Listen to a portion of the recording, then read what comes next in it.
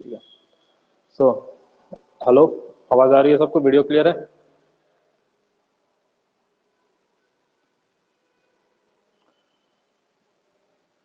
ठीक है। So very good evening everyone. So यार आज आवाज थोड़ा धीरे हो सकता है, ठीक है, because I am not feeling well. और हम लोग पिछले क्लास में, पिछला क्लास तो 2 बार हो गया, एक बार रिकॉर्डिंग के लिए हुआ और एक बार आप लोग खुद क्लास किए थे, तो उसका रिकॉर्डेड वीडियो डेमो के लिए यूट्यूब पे भी मिल जाएगा आपको। गेट पर असिस्टेंस अकेडमी के यूट्यूब चैनल पे आप जाके देखोगे तो वो सेम क्लास आपको रिकॉर्डेड फॉर्म में मिल जाएगा, ठीक है। और जो लोग इनरोल किए हुए हैं उनको भी एक्सेस मिल जाएगा आपको क्लास अटेंड करने का, ठीक है। तो यार आज हम लोग पिछले क्लास में ना discovery of proton, discovery of electron, anode रे, कैथोड रे का कैरेक्टरिस्टिक्स, ये सब चीज हम लोग देख चुके हैं, ठीक है।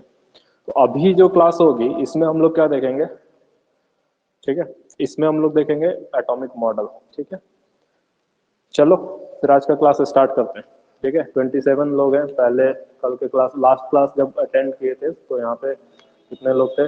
प्रोबेबली 51, 51 या 52 लोग थे, और आज 28 लोग। कोई बात नहीं, आपका कंपटीशन यहीं पे आधा हो गया। ठीक है, तो ऐसे ही बने रहिए, ठीक है। तो देखो अभी तक हम लोग पढ़े ना, डाल्टन डाल्टन जो थे, जॉन डाल्टन क्या बोल के गए थे कि एटम को कोई डिवाइड नहीं कर सकता है। लेकिन 100 साल बाद क्या हुआ ना कि एटम का डिवीजन हो गया, एटम का डिवीजन हो गया सब एटॉमिक पार्टिकल्स में, ठीक है। एटम का डिवीजन हो गया सब एटॉमिक पार्टिकल में, ठीक है। तो इलेक्ट्रॉन की डिस्कवरी होगी, प्रोटॉन की डिस्कवरी होगी, ठीक है। इलेक्ट्रॉन की डिस्कवरी, प्रोटॉन की, न्यूट्रॉन की डिस्कवरी बाद में होगी। तो अब देखो, अब एक स्टेटमेंट आया था ना क्या, कि atom as a whole is neutral, atom as a whole is neutral, ठीक है। एटम क्या होता है? न्यूट्रल होता है। तो न्यूट्रल का मतलब हम लोग को क्या पता है कि जैसे क्रिकेट में कमेंट्री चलती है, कमेंट करते हैं वहां पे बैठ के कमेंटेटर्स लोग, जो पुराने क्रिकेटर रहते हैं वो लोग कमेंट्री करते हैं। तो मतलब कमेंट्री का मतलब क्या, अच्छा मतलब वो ब्यास नहीं रहता है, ठीक है। ब्यास नहीं रहता है मतलब कि किसी एक के बारे में पूरा बोले जा रहे हैं, दूसरे के बारे में कुछ नहीं बोल रहे, तो ऐसा नहीं। न्यूट्रल मतलब जितना पॉजिटिव है उतना नेगेटिव होगा, ठीक है। मतलब अब देखो इलेक्ट्रॉन को भी पता चल गया था नेगेटिव चार्ज को होता है, और प्रोटॉन क्या होता है? पॉजिटिव चार्ज होता है। तो अब न्यूट्रल बोल रहे हैं, तो न्यूट्रल मतलब नंबर ऑफ पॉजिटिव चार्ज, ठीक है, number of positive charge equal to number of negative charge, ठीक है। तब एटम क्या होगा? न्यूट्रल होगा, ठीक है। तो देखो जब ये चीज पता चल गई तो इसको इसको बताने के लिए कि एटम न्यूट्रल है, तो एक कंफ्यूजन ये आया, कंफ्यूजन क्या आया कि इलेक्ट्रॉन और प्रोटॉन एटम के अंदर किस तरीके से अरेंज रहते होंगे। बात समझ में आ रही है कि इलेक्ट्रॉन और प्रोटॉन एटम के अंदर कैसे अरेंज रहते होंगे? तो इस चीज को बताने के लिए क्या आ गया? Atomic theory. एटॉमिक थ्योरी देने का, एटॉमिक मॉडल, ठीक है, एटॉमिक मॉडल देने का, एटॉमिक थ्योरी नहीं, एटॉमिक मॉडल। एटॉमिक मॉडल क्यों देने लग गया? क्योंकि इलेक्ट्रॉन और प्रोटॉन का, प्लीज रिपीट, मतलब आप अभी ज्वाइन कर रहे हो क्या? ठीक है, तो इलेक्ट्रॉन और प्रोटॉन, आप चिंता मत करो, बीच में चीजें रिपीट होते जाएंगी, आप टेंशन मत लो। तो number of positive charge equal to number of negative charge होगा, तब atom as a whole neutral हो सकता है, ठीक है। तो इसको बताने के लिए कि प्रोटॉन और इलेक्ट्रॉन एक एटम के अंदर में कैसे अरेंज है, ठीक है, कैसे अरेंज है, उसके लिए लोग एटॉमिक मॉडल देना चालू किए। तो सबसे पहला एटॉमिक मॉडल जो हम लोग पढ़ते हैं वो किसका पढ़ते हैं? जे जे थॉमसन का एटॉमिक मॉडल पढ़ते हैं। जो पहला, सबसे पहला एटॉमिक मॉडल पढ़ते हैं वो जे जे थॉमसन का एटॉमिक मॉडल पढ़ते हैं, ठीक है। तो अभी हम लोग जे जे थॉमसन का एटॉमिक मॉडल देखेंगे। यहाँ पे क्या बोला कि एटम को डिवाइड, मतलब एटम सब एटॉमिक पार्टिकल में डिवाइड हो गया, इलेक्ट्रॉन और प्रोटॉन में। प्रोटॉन पॉजिटिव होता है, इलेक्ट्रॉन नेगेटिव होता है। लेकिन ये भी बात थी कि atom as a whole neutral होता है। न्यूट्रल मतलब क्या है? जिसमें पॉजिटिव चार्ज जितना होगा उतना ही नेगेटिव चार्ज होगा, तब उसको हम न्यूट्रल बोलेंगे, ठीक है। तो न्यूट्रल है, तो न्यूट्रल कैसे है? अब प्रोटॉन और इलेक्ट्रॉन कैसे अरेंज है, ये चीज हमको बताना है। तो उसके लिए एटॉमिक मॉडल का सब देना चालू किए। तो सबसे पहले जे जे थॉमसन का एटॉमिक मॉडल आया, ठीक है। जे जे थॉमसन का एटॉमिक मॉडल,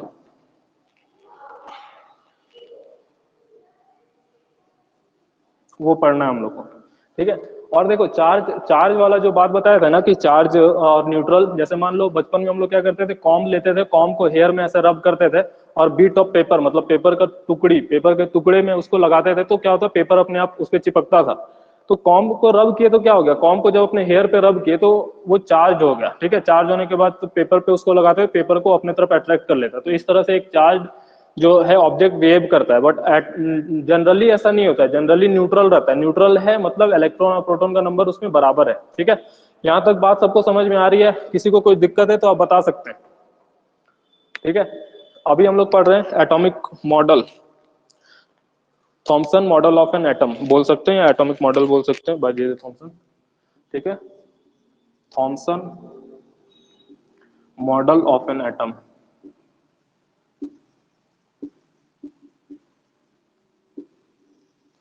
ठीक है। थॉमसन मॉडल ऑफ एटम, ठीक है। तो थॉमसन क्या बोले, आवाज आ रही है? चैट बॉक्स में बताएंगे, समझ में आ रही है बात जो बोल रहा हूं? हेलो,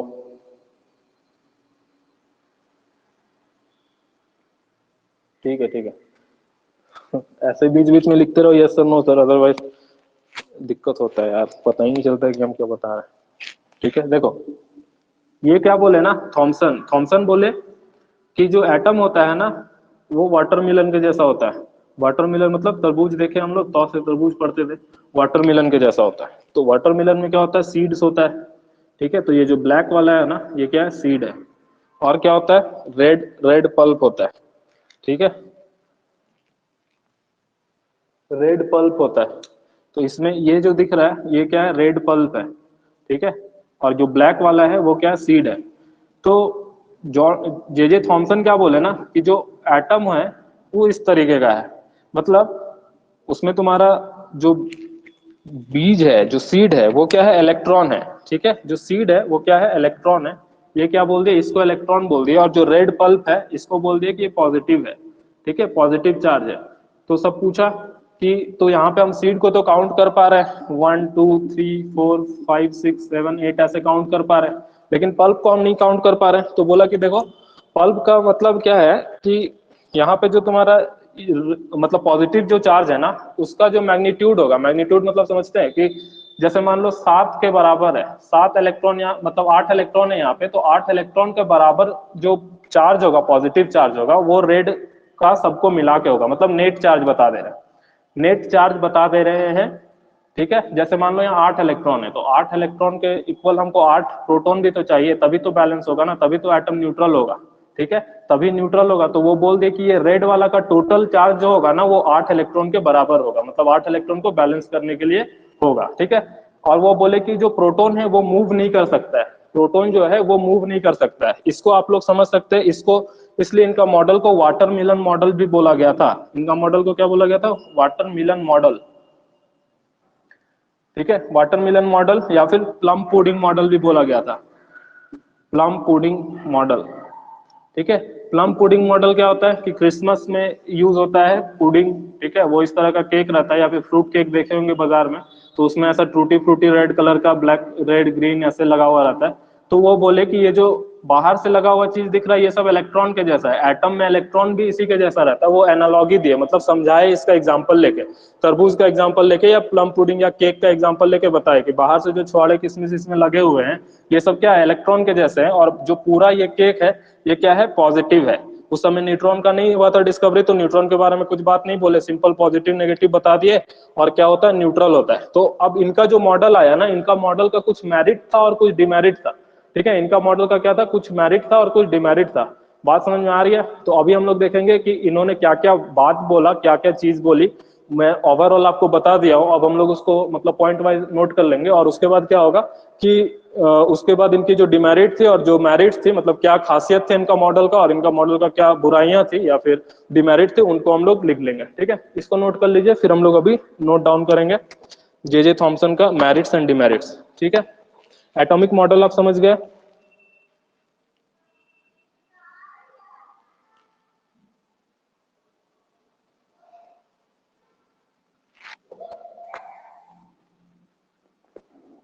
सर आप लेट से ज्वाइन कीजिए, बता तो रहा हूँ, 3 बार रिपीट किया मैं इसको,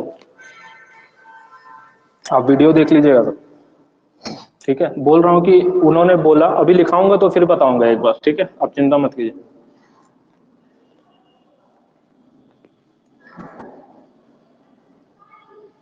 ठीक है।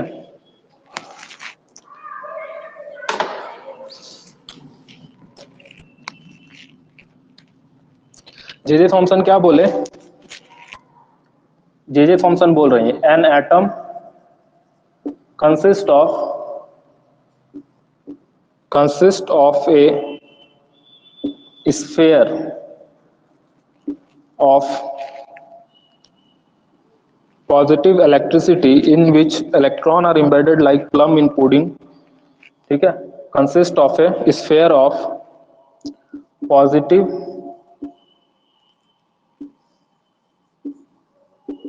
electricity in which electrons are embedded, ठीक है, like plum in pudding or seeds evenly distributed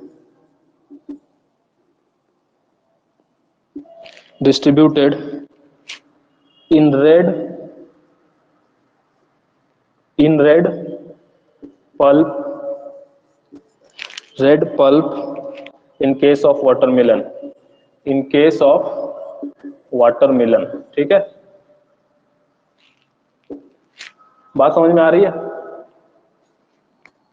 क्या बोले कि एटम क्या होता है, स्फेयर के जैसा होता है, गोला के जैसा होता है, जैसा तरबूज गोल होता है ना, ऐसा गोला के जैसा होता है। इसको काट देंगे तो क्या होगा, हमको अंदर का तरबूज का पार्ट दिखेगा। तो इसमें क्या है, ब्लैक ब्लैक जो है ये इलेक्ट्रॉन है, और जो रेड वाला पार्ट होगा, जो रेड पल्प होगा, वो क्या होगा, प्रोटॉन को दर्शाएगा। रेड पल्प प्रोटॉन को दर्शा रहा है और ब्लैक सीड क्या इलेक्ट्रॉन को दर्शा रहा है। यही बात बोले थे और यही बात ये लिखवा दिए, ठीक है। क्या लिखे हैं कि an atom consist of a sphere of positive electricity in which electron are embedded मतलब क्या होता है, धंसा हुआ रहना, मतलब जैसे मान लो एम्बेडेड है, गड़ा हुआ है, ठीक है, लाइक प्लम इन पुडिंग और seed evenly distributed in red pulp in case of watermelon. बात समझ में आ गई? कोई डाउट है यहां तक तो बताएंगे। ये था थॉमसन का स्टेटमेंट एटम को लेकर। बात समझ में आ गई? चैट बॉक्स में आप लिख के बताएंगे यस सर, नो सर, जो भी। अजय सर समझ में आ गया आपको बात?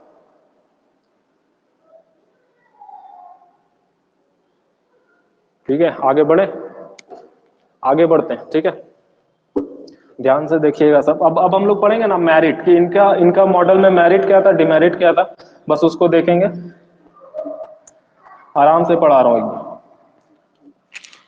देखो मेरिट इनका ये क्या था कि इलेक्ट्रिकल न्यूट्रलिटी को मतलब एक्सप्लेन कर दिए थे, ठीक है। ये क्या किए थे, इलेक्ट्रिकल न्यूट्रलिटी जो बोल रहे थे कि एटम क्या होता है, न्यूट्रल होता है, तो ये भी अपना मॉडल से क्या बता दिया ना कि एटम क्या होता है, न्यूट्रल होता है। कैसे? तो जितना नंबर ऑफ इलेक्ट्रॉन है उसका नेट चार्ज को कवर कर दे रहा है कौन, उसका नेट चार्ज कवर हो जा रहा है रेड पल्प के, मतलब रेड पल्प जितना है ना, उसको यदि तुम उसका चार्ज मेजर करोगे तो जितना इलेक्ट्रॉन का चार्ज है उसके बराबर आ जाएगा। ये चीज वो बोल दिए, ठीक है। तो इनका मेरिट, पहला मेरिट यही था कि he explain the electrical neutrality of atom. उनका मॉडल क्या कर रहा था, या फिर वो क्या बता रहे थे कि उनका मॉडल एक्सप्लेन कर रहा है, explain the electrical neutrality of an atom, ठीक है। दूसरा पॉइंट क्या था मेरिट में, अब इनका दूसरा पॉइंट था कि वो ये भी एक्सप्लेन कर पाए कि क्यों इलेक्ट्रॉन ही केवल बाहर निकल पाता है, ठीक है। इलेक्ट्रॉन ही क्यों बाहर निकल रहा है, जैसे बोल रहे हैं इलेक्ट्रॉन बाहर निकल रहा, तो ये चीज को वो एक्सप्लेन कर दिए। कैसे एक्सप्लेन किए, क्योंकि सीड है, तरबूज खाते हैं तो सीड ही बाहर निकालता है ना, हम लोग क्या करते हैं, सीड को इजिली आप बाहर निकाल सकते हैं, ठीक है, लेकिन पूरा पल्प को बाहर नहीं निकालेंगे हम लोग। पल्प निकालेंगे तो सीड भी बाहर आ जाएगा, समझ रहे? तो वही चीज बोले कि Thompson model could explain why only negatively charge particles. He also explain, वो और क्या एक्सप्लेन कर दिए कि सिर्फ नेगेटिव चार्ज ही बाहर कैसे निकल रहा है। He also explain why only negatively charge, ठीक है, why only negatively charge particles are emitted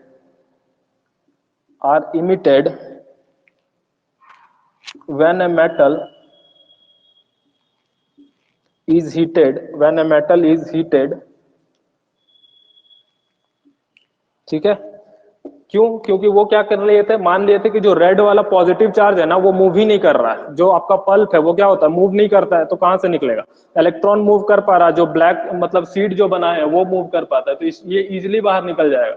इसीलिए जब आप कॉम्ब को रब कर रहे हैं अपने हेयर में तो वो चार्ज हो जा रहा है, मतलब उसका इलेक्ट्रॉन आपके हेयर पे आ जा रहा है, ठीक है, तो वो नेगेटिवली चार्ज हो जाएगा या पॉजिटिवली चार्ज हो जाएगा, समझ रहे बात। इलेक्ट्रॉन निकल गया तो कॉम्ब कैसा होगा, पॉजिटिव चार्ज। यदि आपका बाल से इलेक्ट्रॉन इस कॉम्ब में आ जाएगा तो क्या हो जाएगा, पॉजिटिव चार्ज, मतलब नेगेटिव चार्ज हो जाएगा, समझ रहे हैं। मतलब ज्यादा इलेक्ट्रॉन यदि बढ़ गया किसी एटम में तो क्या होगा, नेगेटिव चार्ज हो जाएगा। मान लो आपके ऊपर 100 रुपए का लोन है, आप और 100 रुपए का लोन ले लिए तो क्या होगा, आपका पास 200 रुपए लोन हो जाएगा, तो आपका नेगेटिव चार्ज बढ़ गया, ठीक है।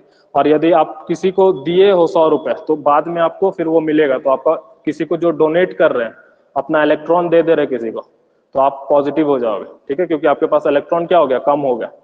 बात समझ में आ रही है। तो ये चीज यहाँ पे बता दी है ये, ठीक है। Metal is heated,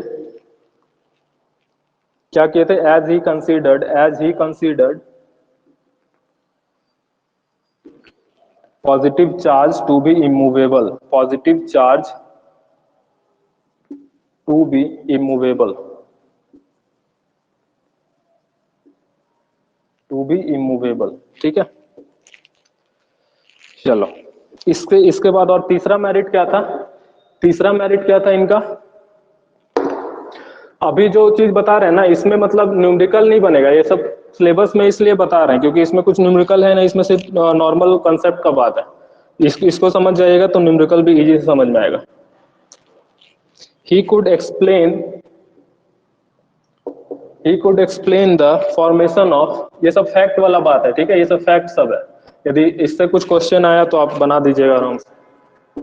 of ions and ionic compound, ठीक है, आयंस एंड आयोनिक कंपाउंड्स, ठीक है। मतलब आयोनिक कंपाउंड कैसे बन रहे हैं, आयोनिक कंपाउंड क्या होते हैं और कोवेलेंट कंपाउंड क्या होते हैं ये भी पढ़ेंगे हम लोग। तो आयोनिक कंपाउंड कैसे बन रहे हैं, ठीक है, तो वो ये बता पा रहा था इनका मॉडल, कि ये बता रहे कि इलेक्ट्रॉन निकल जाएगा कोई सिस्टम से। मान लो किसी के पास 10 इलेक्ट्रॉन है, ठीक है, किसी सिस्टम में 10 इलेक्ट्रॉन है और 10 प्रोटॉन है, ठीक है, 10 इलेक्ट्रॉन है और 10 प्रोटॉन है, तो क्या हो गया, ये सिस्टम न्यूट्रल हो गया, ठीक। अब मान लो हम इसको हीट कर रहे हैं, नीचे आग लगा दिए, आग लगा के हम क्या कर रहे हैं, ये सिस्टम को हीट कर रहे हैं, हीट कर दिए सिस्टम को, ठीक है। तो मान लो इसका इलेक्ट्रॉन निकल गया, यहां से क्या होगा 5, अब यहाँ पे 5 इलेक्ट्रॉन हो गया और कितना हो गया 10 प्रोटॉन है, प्रोटॉन तो निकल नहीं पा रहा, तो 5 इलेक्ट्रॉन निकल गया, तो अब ये सिस्टम क्या होगा ना, ये पॉजिटिवली चार्ज हो जाएगा। क्यों? क्योंकि यहाँ पे पॉजिटिव ज्यादा है, पॉजिटिव ज्यादा है और नेगेटिव कम है, ठीक है। तो ये पॉजिटिव चार्ज सिस्टम हो गया, पॉजिटिव चार्ज सिस्टम। तो इस तरह से ये एक्सप्लेन कर दिए कि मतलब आयोनिक कंपाउंड कैसे बन रहा होगा, ठीक है। बात समझ में आ रही है। वीडियो इशू, सबको वीडियो इशू आ रहा है क्या, सबको को वीडियो का दिक्कत है? हाँ तो सर दुर्गेश सर आपका नेटवर्क प्रॉब्लम होगा सर, किसी को नहीं हो रहा हो, ठीक है। यहाँ पे सर अभी ठीक है, ठीक है, कोई दिक्कत नहीं। आप लोग को समझ में आया अभी तक जो बात बताएं, मैरिट ऑफ थॉमसन मॉडल समझ में आ गया, मैरिट ऑफ थॉमसन मॉडल समझ में आ गया, ठीक है। 3 मैरिट थे, अब हम लोग डिमेरिट देखेंगे। थॉमसन मॉडल का डिमेरिट क्या, देखो मैं जो भी चीज पढ़ा रहा हूँ ना वो आपको विजुअलाइज होना चाहिए, मतलब दिखना चाहिए। मैं बोल रहा हूँ तरबूज है तो आपको तरबूज दिखना चाहिए, उसका सीड निकाल रहे ये देखना चाहिए। यदि ये फील आ गया तो फिर आप समझ लो कि समझ गए केमिस्ट्री, ठीक है। जो भी चीज मेरे मुंह से निकल रहा है वो आपको दिखना चाहिए, विजुअलाइज होना चाहिए, समझ रहे बात। बोलने का मतलब यही है, यदि मैं पढ़ा रहा हूँ तो चीजें आपको दिखनी चाहिए। उसके लिए चाहे कोई भी एग्जाम्पल दूं, और हो सकता है कि मतलब कुछ भी एग्जांपल दे सकते हो उसके लिए, आपको चीजों को समझाने के लिए, तो उसके लिए थोड़ा बस देखना है अटेंटिव होकर, ठीक है। तो अब हम लोग मैरिट्स पढ़ चुके हैं, अब डिमेरिट्स क्या है, ठीक है। डिमेरिट्स ये है कि the model could not satisfy the fact proposed by Rutherford through his alpha particle scattering experiment and hence was discarded. मतलब देखो रदरफोर्ड भी एक्सपेरिमेंट किए थे, अभी हम लोग नेक्स्ट में वही पढ़ेंगे, ठीक है। नेक्स्ट में क्या पढ़ेंगे, रदरफोर्ड का एक्सपेरिमेंट। तो रदरफोर्ड भी एक साइंटिस्ट थे। जब भी हम लोग कोई एक्सपेरिमेंट या कुछ रिसर्च करते हैं ना तो उसको ग्रुप ऑफ साइंटिस्ट के सामने रिप्रेजेंट करना पड़ता है। तो जब ग्रुप ऑफ साइंटिस्ट के सामने हम लोग उस चीज को रिप्रेजेंट करते हैं तो बैक क्वेश्चन पूछते हैं। जैसे मैं आप लोगों को पढ़ा रहा हूँ तो मैं यहाँ पे ऐसा थोड़ी है कि मैं कुछ भी बोल के चला जाऊंगा, आप लोग चुपचाप देखते रहोगे।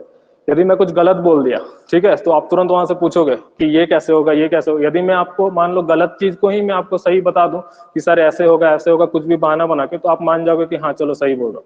समझ रहे हो बात?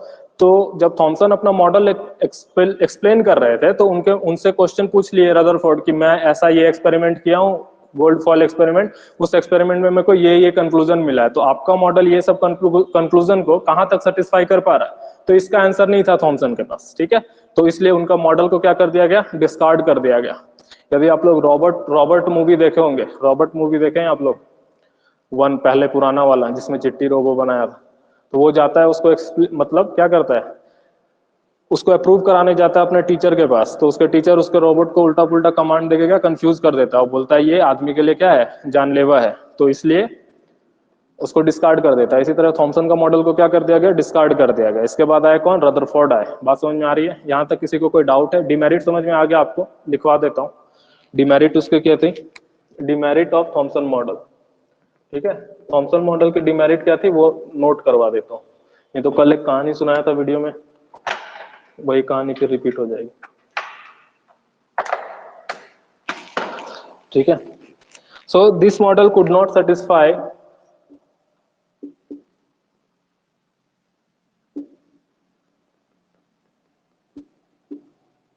this model could not satisfy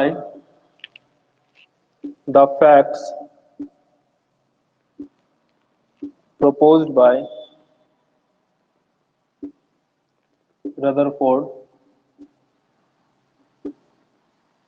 Rutherford through his alpha particle scattering experiment, ठीक है, अल्फा पार्टिकल स्कैटरिंग एक्सपेरिमेंट, ठीक है। यहां तक किसी को कोई डाउट है तो बता सकते हैं, चैट बॉक्स में जल्दी से रिप्लाई करें। 36 लोग हैं यहाँ पे, जल्दी जल्दी बताएं।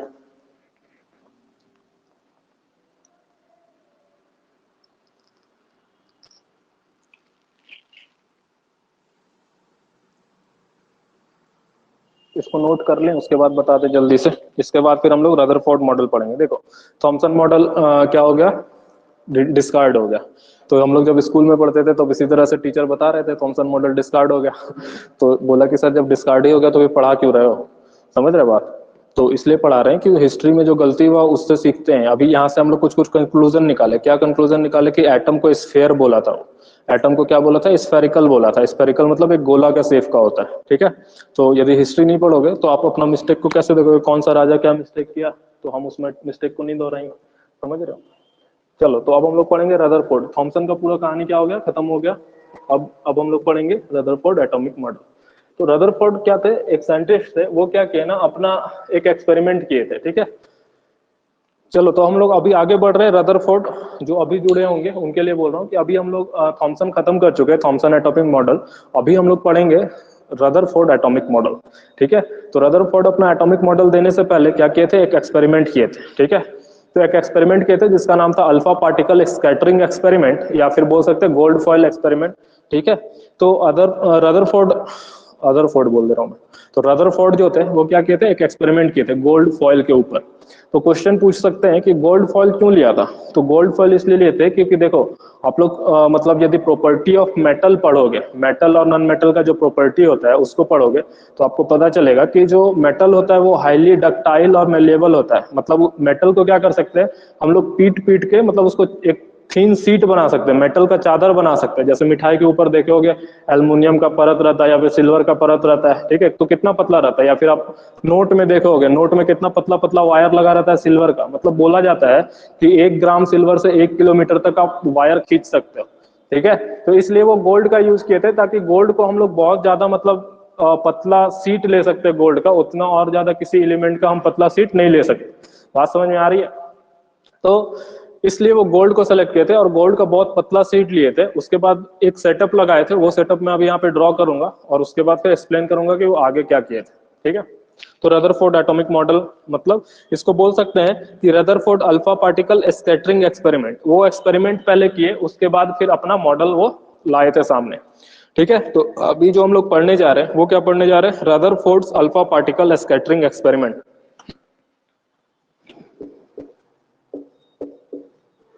Rutherford's alpha particle scattering experiment, ठीक है, ये चीज। चलो इसमें क्या है देखो, अर्नेस्ट रदरफोर्ड एंड हिज को वर्कर, उनके साथ और भी साइंटिस्ट लोग थे, वो लोग क्या किए, बहुत सारे एक्सपेरिमेंट किए जिसमें क्या alpha particle emitted from a radioactive element such as polonium were allowed to strike the thin sheet of metal such as gold और प्लेटिनम। ठीक है, थीन शीट ऑफ मेटल, तो वो मैं सेटअप यहाँ पे बना रहा हूँ। मतलब देखो, हम लोग एलिमेंट के बारे में कल पढ़े थे ना, तो एलिमेंट दो तरह के थे, मैन मेड एलिमेंट होते हैं, मतलब जो रेडियो एक्टिव होते हैं। मैडम क्यूरी का नाम सुने होंगे आप लोग, उनके एक वेब सीरीज भी शायद आई थी, पोलोनियम और ये सब, मतलब रेडियो एक्टिव एलिमेंट। यहाँ पे देखो, ये रेडियो एक्टिव एलिमेंट है, इससे क्या होता है, रेडिएशन निकलता है। ठीक है, इससे क्या होता है, रेडिएशन निकलता है। तो ये रेडिएशन से बचने के लिए इसको एक चैम्बर में रख दिया। ठीक है, इसको एक प्रोटेक्टिव जगह में रख दिया। ठीक है, ये एक रखे। इसके बाद क्या किया है कि यहाँ पे गोल्ड का सीट ले लिए। ठीक है, गोल्ड का सीट है, ठीक, और इस गोल्ड के सीट को क्या किए, सराउंड कर दिए। ठीक है, इस गोल्ड के सीट को क्या किया, सराउंड कर दिए जिंक सल्फाइड के लेयर से।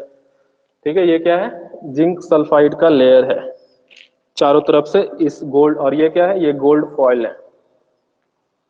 ठीक है, ये गोल्ड का फॉयल है, पतला थीन थीन गोल्ड फॉयल है, बहुत पतला फॉयल। देखे हो ना, जिसमें रोटी ये सब रेस्टोरेंट में जोमेटो से मंगाते होगे तो देखोगे उसमें लपेट के देता है, तो वो अल्मुनियम का फॉयल होता है। मिठाई के ऊपर काजू कतली ये सब खरीदोगे ना, तो उसके ऊपर सिल्वर का लेयर रहता है, तो कितना पतला रहता है।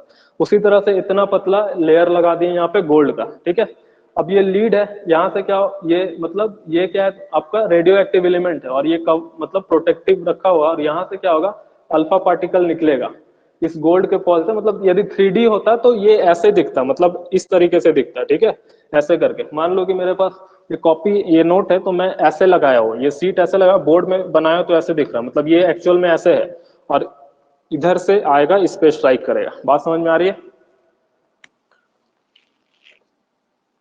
ठीक है, यहाँ पे एक लगा दिए आपका ऐसे कि इसी रास्ता से सीधा ही जाए। ठीक है, इसको बोल सकते हैं ये लीड का प्लेट है, लीड प्लेट। तो यहां से जो अल्फा पार्टिकल निकलेगा वो सीधा अंदर जाएगा। ठीक, ठीक है, ये सेटअप समझ में आ गया? इस सेटअप में किसी को कोई डाउट है तो बता सकते हैं, इस सेटअप में किसी को कोई डाउट है तो बता सकते हैं।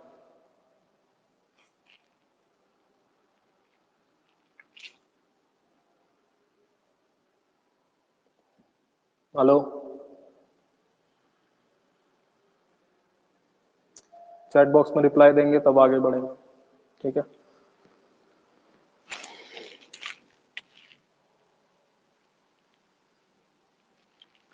ठीक है, तो ये क्या है, ये रेडियो एक्टिव पार्टिकल है आपका, रेडियो एक्टिव पार्टिकल, और ये क्या है, अल्फा सोर्स है। मतलब अल्फा पार्टिकल यहाँ से क्या होगा, जनरेट होगा, अल्फा पार्टिकल का सोर्स है, सोर्स ऑफ अल्फा पार्टिकल बोल सकते, यहाँ से अल्फा पार्टिकल निकल रहा है। ठीक है, और ये रेडियो मतलब ये गोल्ड फॉइल पे आके स्ट्राइक कर रहा है।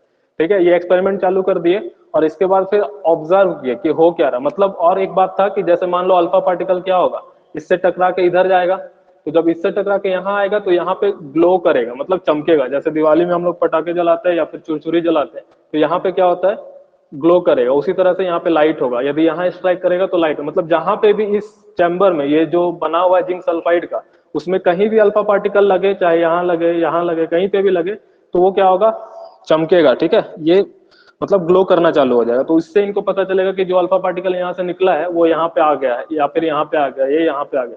इस तरह से वो मतलब देख पाएंगे, समझ पाएंगे कि यहाँ पे अल्फा पार्टिकल लग रहा है। ठीक है, तो अब क्या किए ना, अब यहाँ पे एक्सपेरिमेंट चालू कर दिए। ठीक है, और इससे पहले बता दें कि अल्फा पार्टिकल क्या होता है। तो अल्फा पार्टिकल होता है हीलियम का न्यूक्लियस। ठीक है, हीलियम का न्यूक्लियस को हम बोलते हैं अल्फा पार्टिकल।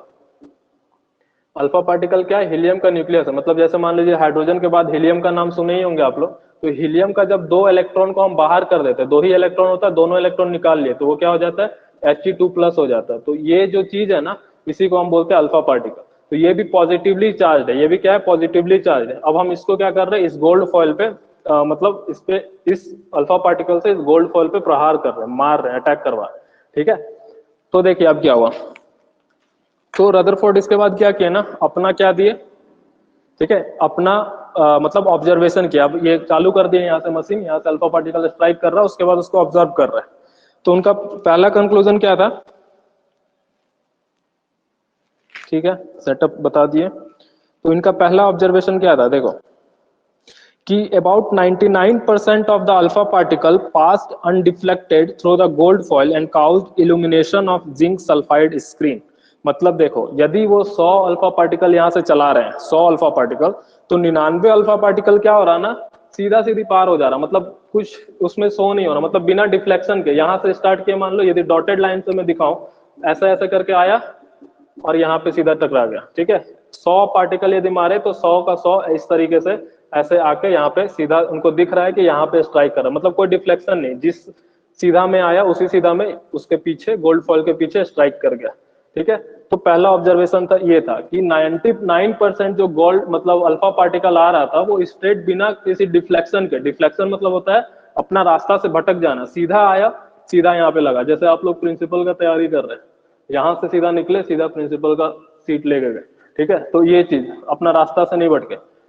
आधा लोग यहाँ तक आए, यहाँ से मुड़ गए इधर, ठीक है, आधा लोग इधर आए, आधा मुड़ गया इधर, आधा से इधर लोग आए, सीधा आ रहे। तो यही था इसका अल्फा पार्टिकल का ऑब्जर्वेशन। 99% अल्फा पार्टिकल का क्या था कि यहाँ से निकला और स्ट्रेट फॉरवर्ड आके यहाँ पे स्ट्राइक कर गया बिना डिफ्लेक्शन के, ठीक है। पहला ये पॉइंट था। दूसरा पॉइंट क्या था कि very few alpha particle underwent a small and large deflection after passing through the gold foil, ठीक है। कुछ अल्फा पार्टिकल ऐसे थे, कुछ बहुत कम, अब 99% बोल ही दिए तो अब 1% जो बचा, तो उस 1% में से कुछ पार्टिकल ऐसे थे जो गोल्ड फॉइल से टकराने के बाद, ठीक है, जो गोल्ड फॉइल से टकराने के बाद क्या कर रहे थे, अपना रास्ता चेंज कर ले रहे थे, ठीक है। Very few alpha particle underwent a small and large deflection after passing through the gold foil. मतलब हो क्या रहा था, देखो रेड कलर से दिखा रहा हूँ, 99% का केस में बता दिया। अब जो 1% है वो क्या हो रहा है, ऐसे आया सीधा, यहाँ से टकराया गोल्ड फॉइल से, इधर भाग गया, फिर इधर आया, इधर टकराया, कोई इधर भाग गया, ठीक है, कोई आया इधर टकराया, इधर भाग गया, ठीक है। मतलब इसको यदि रिलेट करें अभी के कंडीशन से, तो ये आया प्रिंसिपल का तैयारी करने करने करने, एक दिन आया घर पे, बहुत मान लो रास्ते में बहुत तेज बारिश हो गई, तो यहाँ कोचिंग में सर बारिश हो रही है, हम प्रिंसिपल का तैयारी नहीं करेंगे, घर पे रह के कुछ काम कर लेंगे। यहाँ से आया, फिर आके ये कुछ दूसरा चीज बोल दिया, दूसरा एक्सक्यूज दे दिया, मेरा गोल यहाँ पे रखा हुआ, ठीक है। तो ये सब बाकी का कहानी था, फ्यू का, ठीक है। थोड़ा जो अल्फा पार्टिकल था वो सब इधर उधर डेविएट हो गया, अपना गोल को छोड़ के इधर उधर चला, ठीक है। तो ये कहानी था। तीसरा पॉइंट क्या बोला, तीसरा पॉइंट बोला कि अब ए वेरी फ्यू, ठीक है, थोड़ा ग्रामर भी देखिए, ए एक जगह लिखा है फ्यू पार्टिकल, फिर एक जगह लिखा है a few particle, a very few particle, ठीक है, ए वेरी फ्यू पार्टिकल इस तरह से लिखा है, ठीक है। या फिर very few, a very few particle, मतलब 20,000 पार्टिकल ये मारा ना। सबको का वीडियो ये हो रहा है क्या, लैगिंग हो रहा है, सबका वीडियो लैगिंग हो रहा है क्या? बस आपका नेटवर्क देखो, किसी का नहीं लॉगिंग हो रहा है, तो फिर आपका कैसे लैगिंग हो रहा है? देखो, तो ए वेरी फ्यू, देखो ए वेरी फ्यू मतलब 20,000 यदि अल्फा पार्टिकल स्ट्राइक करवा रहा है ना, 20,000 में से कितना अल्फा पार्टिकल, सिर्फ एक अल्फा पार्टिकल बैक जा रहा है, ठीक है। सिर्फ 20,000 में से सिर्फ एक अल्फा पार्टिकल क्या हो रहा है, बैक जा रहा है। मतलब यहां से अल्फा पार्टिकल आया, ब्लैक से दिखा रहा हूं, ठीक है, थोड़ा बड़ा बड़ा डैश बना रहा हूं। वो क्या हुआ, यहां से टकराया और जिस रास्ते से आ रहा था उसी रास्ते में क्या हो गया, उसी रास्ते से वापस चला गया। इस रास्ते से आ रहा था, इसी रास्ते से क्या हो गया, वापस चला गया, ठीक। तो 20 में से क्या हुआ, सिर्फ एक, 20,000 में से सिर्फ एक अल्फा पार्टिकल ऐसा था जो गोल्ड फॉइल से टकराया और उसके बाद क्या हो गया, रिटर्न बैक चला गया, ठीक है। तो ये यहां तक बात समझ में आ रही है। तीन बात बोला, पहला बोला कि 99% पार्टिकल क्या हुआ, बिना डिफ्लेक्शन के, जिसको ब्लू कलर से दिखाया हूं, सीधा आके अपने गोल पे स्ट्राइक किया। मतलब गोल नहीं बोल रहा हूं, मतलब एनालॉजी दिया था मैं कि ब्लू कलर से जो दिखाया वो सीधा आके सीधा यहाँ पे स्ट्राइक किया, स्ट्रेट फॉरवर्ड, बिना किसी डिफ्लेक्शन के। फिर जो थोड़ा बच गए वो लोग क्या किए, थोड़ा थोड़ा डिफ्लेक्शन शो कर दिए, कोई इधर आ गया, कोई इधर आ गया, कोई इधर, इस तरह से डिफ्लेक्ट कर दिया, स्मॉल एंगल से या लार्ज एंगल से। फिर जो सिर्फ 20,000 में से सिर्फ एक अल्फा पार्टिकल ऐसा था जो जिस रास्ते से सीधा सीधी आया उसी रास्ते में पूरा लौट गया। बात समझ में आ रही है? यहां तक किसी को कोई दिक्कत है अभी तक तो बता सकते हैं। अभी तक किसी को कोई दिक्कत है तो बताइए।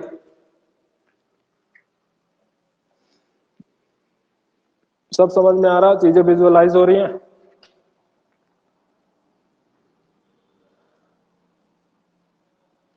ठीक है, ठीक है। तो अब देखो ये सब ऑब्जर्वेशन वो देख लिए, प्रैक्टिकल हो गया, ऑब्जर्वेशन देख लिया, इसके बाद क्या किया ना, इसके बाद कुछ कंक्लूजन देना चालू किया। ठीक है, कि इसके बाद फिर वो अपना कंक्लूजन देने लगे। तो ये सब ऑब्जर्वेशन को एक्सप्लेन कर रहे हैं। ठीक है, तो एक्सप्लेनेशन में क्या क्या बोल रहे हैं वो सब सुनना है। ठीक है, समझ में आ रहा, पढ़ने में मतलब इंटरेस्ट आ रहा है, बोरिंग लग रहा है क्लास, बताएंगे? क्लास बोरिंग लग रहा है? ठीक है, ये सेटअप ड्रॉ कर लिए इसको, जिनको लग रहा था वो चलेगा। ठीक है, अब ड्रॉ कर लो इसका, जाने वाले को कौन रोक सकता है।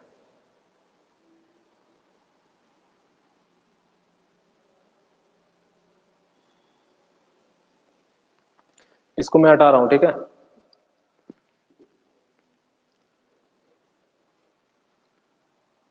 हटा रहा हूं इसको। वीडियो मिलेगा उसमें आप भी पॉज कर सकते हैं इसको, उसके बाद फिर। ठीक है,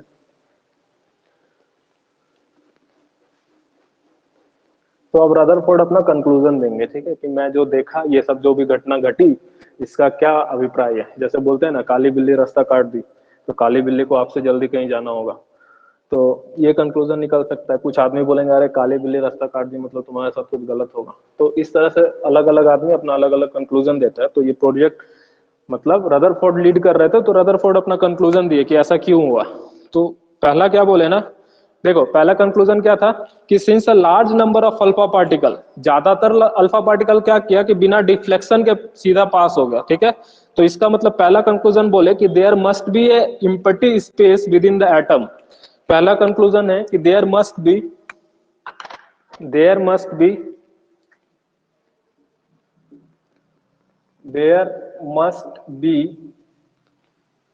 एन एम्प्टी स्पेस।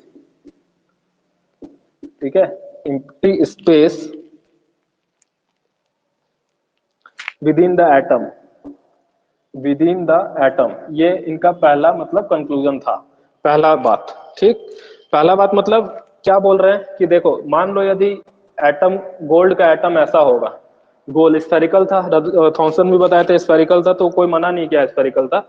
अब बोले ना कि देखो क्योंकि हम यहाँ से अल्फा पार्टिकल मारे थे, सारा अल्फा पार्टिकल सीधा सीधा ऐसे पार हो जा रहा था, तो इसका मतलब क्या हुआ, सीधा क्यों पार हो रहा, सीधा इसलिए पार हो रहा क्योंकि मैक्सिमम स्पेस क्या है कि खाली है। तो यही बोल रहे there must be an empty space, empty मतलब खाली होता है, जीरो। ठीक है, पूछेंगे फुल का उल्टा क्या होता है, फुल का उल्टा हाफ बता देते थे हम लोग, तो ये उल्टा नहीं होता है, फुल का उल्टा होता है एम्प्टी होता है। ठीक है, फुल का उल्टा एम्प्टी होता है। ठीक है, मतलब खाली, फुल मतलब पूरा भरा हुआ, एम्प्टी मतलब खाली, और हाफ मतलब आधा होता है। ठीक है, तो बात समझ में आ रही है? तो यहां से सीधा सीधा क्या हो रहा है कि निकल जा रहा है। ठीक है, क्यों निकल रहा है सीधा, क्योंकि मैक्सिमम स्पेस खाली है, पहला कंक्लूजन समझ में आ गया। दूसरा क्या बोल रहे हैं, as some of the alpha particle got deflected.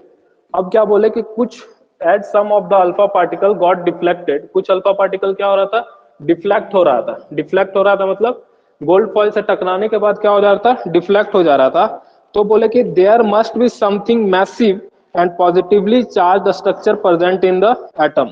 तो दूसरा जो उनका ऑब्जर्वेशन था उसको कैसे एक्सप्लेन किया, उसको बताया कि देयर मस्ट बी समथिंग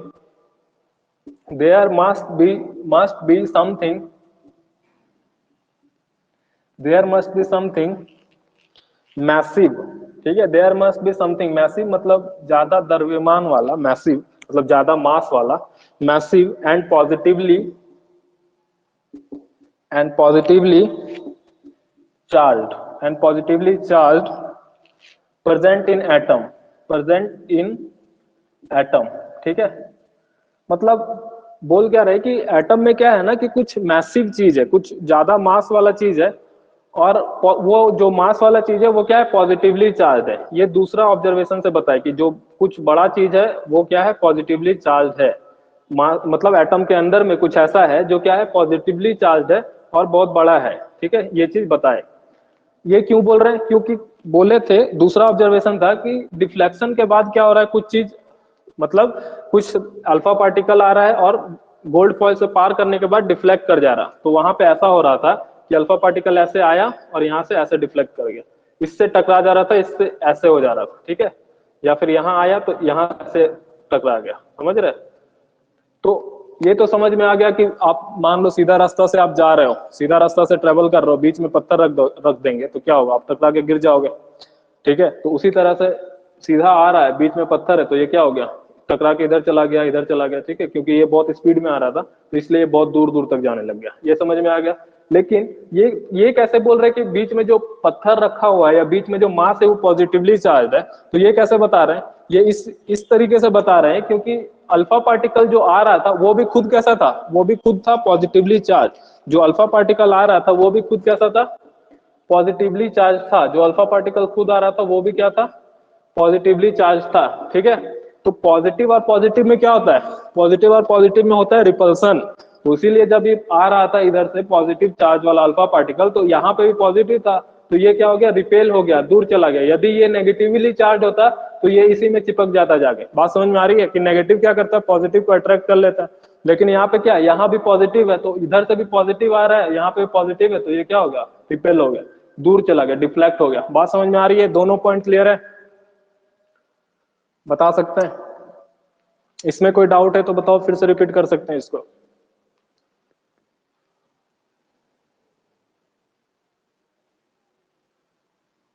ठीक है, दो कंक्लूजन आपको क्लियर हो गए। अब तीसरा, तीसरा था number of alpha particle which get deflected is very small, therefore the whole positive charge in the atom is concentrated in very small space. अब देखो, अब थॉमसन क्या बोले थे, थॉमसन बोले थे ना कि पॉजिटिव चार्ज पूरा स्फेयर में फैला होता है। जैसे हम तरबूज को देखें तो उसमें रेड है, तो रेड पल्प तो पूरा में फैला हुआ होता है, उसी तरह थॉमसन बोल देते पॉजिटिवली चार्ज ना पूरा में फैला हुआ रहता है। ठीक है, पूरा में फैला हुआ रहता है। लेकिन ये क्या बोले कि जो पॉजिटिवली चार्ज है ना वो बीच में फोकस्ड रहता है, बीच में रहता है। ठीक है, ये बात कौन बोल रहा है, रदरफोर्ड बोल रहा है। थॉमसन क्या बोले थे, पॉजिटिवली चार्ज सब में फैला हुआ रहता है, क्योंकि वो तरबूज से कंपेयर कर दिए, तरबूज में लाल रंग क्या रहता है, सब जगह रहता है, सिर्फ ब्लैक रंग सीड के पास रहता है। तो इसी तरह से यहाँ पे बोल दिया ना कि ये जो पॉजिटिव चार्ज है, ये पॉजिटिव चार्ज सिर्फ सेंटर पे है। क्यों सेंटर पे? क्योंकि यदि पूरा में फैला रहता तो सब तरफ से डिफ्लेक्शन होता ना। यदि पूरा में पॉजिटिव चार्ज, यहाँ भी पॉजिटिव रहता तो ये यहाँ से डिफ्लेक्ट कर जाता, यहाँ भी रहता तो यहाँ से डिफ्लेक्ट कर जाता। तो इसलिए बोले कि जो पॉजिटिव चार्ज है ना वो एक जगह जमा है कहीं पे, जो एक जगह जमा है पॉजिटिव चार्ज, इसलिए बहुत कम पार्टिकल डिफ्लेक्ट कर रहा है, मैक्सिमम सब सीधा सीधा पार कर जा रहा है। बात समझ में आ गई? तीसरा पॉइंट क्लियर है? चलो, अब फोर्थ में क्या बोले कि some of the alpha particle retract their path. मतलब कुछ अल्फा पार्टिकल जो थे वो क्या कर रहे थे, अपना पाथ को रिट्रैक्ट कर रहे थे, मतलब उसी जिस जिस रास्ते आए उसी रास्ते लौट गए। ठीक है, जैसे अब यहाँ पे 33 हो गया था 33 से 31 हो गया, तो इसी तरीके से। ठीक है, जैसे जैसे आए गेट से, देखे ओ क्लास चल रहा है, चलो भागो, ये सब तो हम पढ़ चुके हैं। तो इस तरीके से। ठीक है, तो इसको हम क्या बोल दिए, इसका क्या रीजन दिए कि that is came almost straight back toward the source as the result of their direct collision with the heavy mass. ठीक है, तो इसका ये कंक्लूजन बताए कि मान लो जो पूरा 180 डिग्री पे लौट गया, उसका कंक्लूजन क्या था, उसका कंक्लूजन ये था कि वो ना, वो वाला पार्टिकल आ रहा था ऐसे टक टक टक टक टक इधर से आ रहा था, इससे स्ट्राइक किया, बीच में इससे स्ट्राइक कर गया और इसी रास्ते से लौट गया। समझ रहे बात? मूवी में दिखाता है ये सब। जा रहे हैं, देखे कि वसूली आ गया बीच में गोलमाल मूवी देखे होंगे, जा रहे वसूली दिख गया तो पीछे मुड़ के जाने लगता है। ठीक है, तो वैसे ही हुआ, यहाँ से ये सीधा आ रहा है, वसूली दिख गया इसको तो ये पीछे मुड़ के भाग गया। तो बीच में पॉजिटिवली चार्ज था, तो ये चीज, ये चार कंक्लूजन रदरफोर्ड बता दिए। बात समझ में आ गई? ये था इनका एक्सपेरिमेंट और एक्सपेरिमेंट का कंक्लूजन। अब ये अपना क्या किए थे, एटॉमिक मॉडल दिए थे। ठीक है, बताओ इसमें किसी को कोई डाउट है तो यहाँ पे बताएंगे।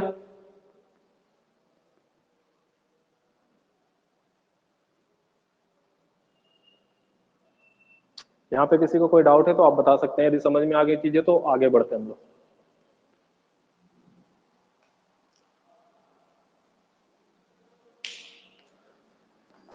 रिप्लाई दीजिए, वी आर, आज आई एम वेटिंग, मैं इंतजार कर रहा हूँ।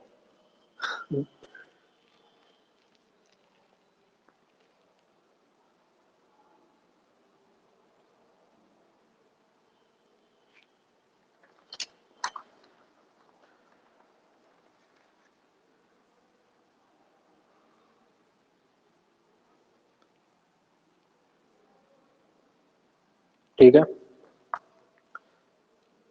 इसके बाद रदरफोर्ड का अपना एटॉमिक मॉडल। देखो ये सब क्या है ना कि 3-4 पॉइंट को लिखा दूं, कमलेश बॉस, यस सर, लिखा देता हूँ, लिखा दे रहा हूँ, कोई चिंता का बात नहीं।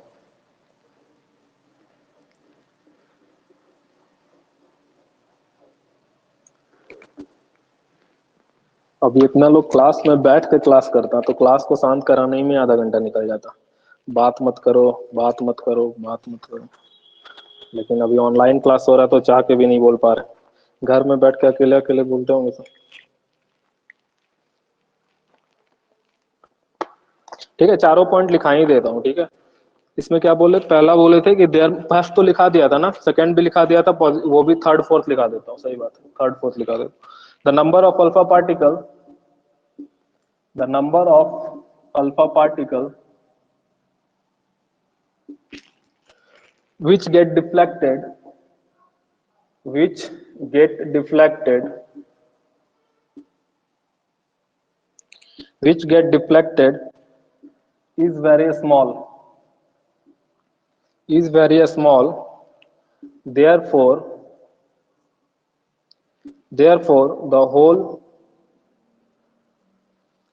positive charge, whole positive charge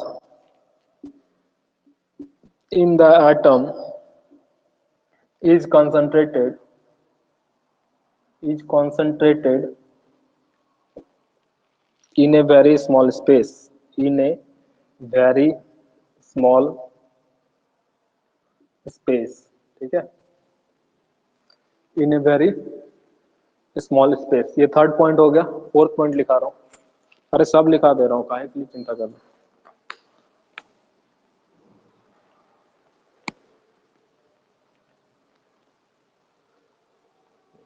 बात तो सही बात है, सब पॉइंट लिखा दे रहा हूँ। थर्ड पॉइंट हो गया। फोर्थ, फोर्थ क्या है ना, some of the alpha particle retake their path,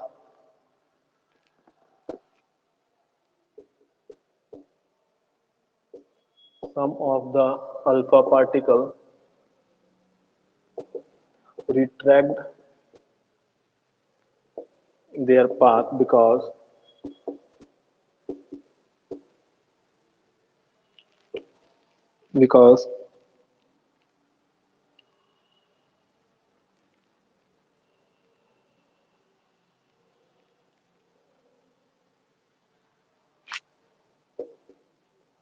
they,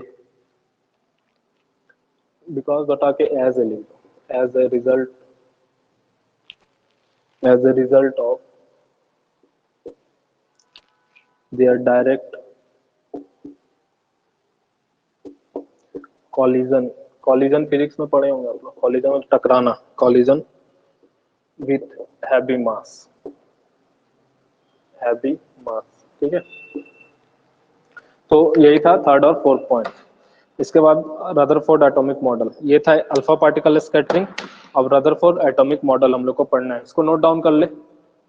ठीक है, नोट डाउन कर ले, उसके बाद फिर बताए, हटाते हैं इसको, उसके बाद फिर रदरफोर्ड का एटॉमिक मॉडल। ठीक है, रदरफोर्ड का एटॉमिक मॉडल के बाद फिर इसका डिमेरिट, इसके डिमेरिट के बाद बोर्स एटॉमिक मॉडल। तो जब यदि बोर्स एटॉमिक मॉडल पढ़ना चालू कर देंगे तो समझ लो कि अभी तक जो हम लोग पढ़ रहे हैं, अभी जो एटॉमिक मॉडल चल रहा है वो बोर्स का ही एटॉमिक मॉडल चल रहा है, और उसमें बहुत है, मतलब क्वांटम का भी है बहुत कुछ। तो बोर्स को समझना ज्यादा इंपॉर्टेंट है, क्योंकि ये लोग का में उतना ज्यादा दम नहीं था और ये सब रिजेक्ट हो गया। तो बोर्स एटॉमिक मॉडल को समझना, क्योंकि उसमें एक एक चीज बहुत ज्यादा मतलब इंपॉर्टेंट है।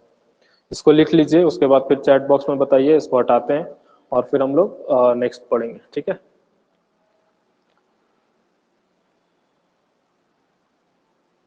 7 बज गए, हम लोग 6 बजे से क्लास स्टार्ट किए थे। अंकिता मैम बोल रही हैं हो गया, ठीक है। क्या अगर और एक दो लोग बता दो हो गया तो इसको हटाता हूँ।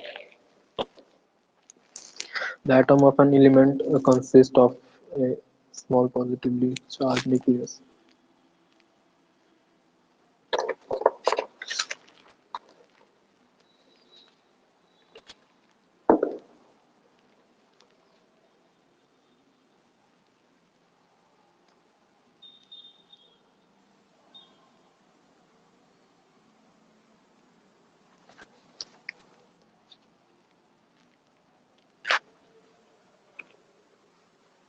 Writing is not clear. पहला आदमी बेकिसन सर, ठीक है। From next time I will try to write in clear words. चलो ठीक है, अब क्लियर हो जाएगा राइटिंग। बोलोगे नहीं तो कैसे क्लियर, बोलने से सब होगा। अभी गूगल का प्रचार चल रहा है ना, बोलने से सब होगा, बोलोगे नहीं तो नहीं होगा। You have to speak out. ठीक है, तो अब रदरफोर्ड एटॉमिक मॉडल। हाँ सही बात। चलो ठीक है, आ जाओ सब यहाँ पे। देखो इसमें क्या है ना कि Rutherford nuclear model of atom. तो जैसे जे थॉमसन अपना एटॉमिक मॉडल को क्या किए थे, रदर जैसे अपना एटॉमिक मॉडल को एक्सप्लेन किए थे, ऐसे ही बारी आई रदरफोर्ड की एटॉमिक मॉडल को एक्सप्लेन करने की। ठीक है, तो रदरफोर्ड की बारी आई एटॉमिक मॉडल को रिप्रेजेंट करने के। तो वो क्या किए, वो बताना चालू किए अपना कंक्लूजन सब। ठीक है, एक पूरा नया पिक्चर दिए, एक नया पिक्चर दिए पूरा एटम का। जैसे रदरफोर्ड मतलब जे थॉमसन सिर्फ एक तरबूज बता दिए, वो सीड्स बता दिए, ऐसे नहीं, रदरफोर्ड पूरा कहानी लिख दिए नया। पहला पॉइंट था कि the atom of element consist of A small positively charge nucleus which is situated at the centre of atom. ठीक है, मतलब क्या बोले समझ लीजिए पहले।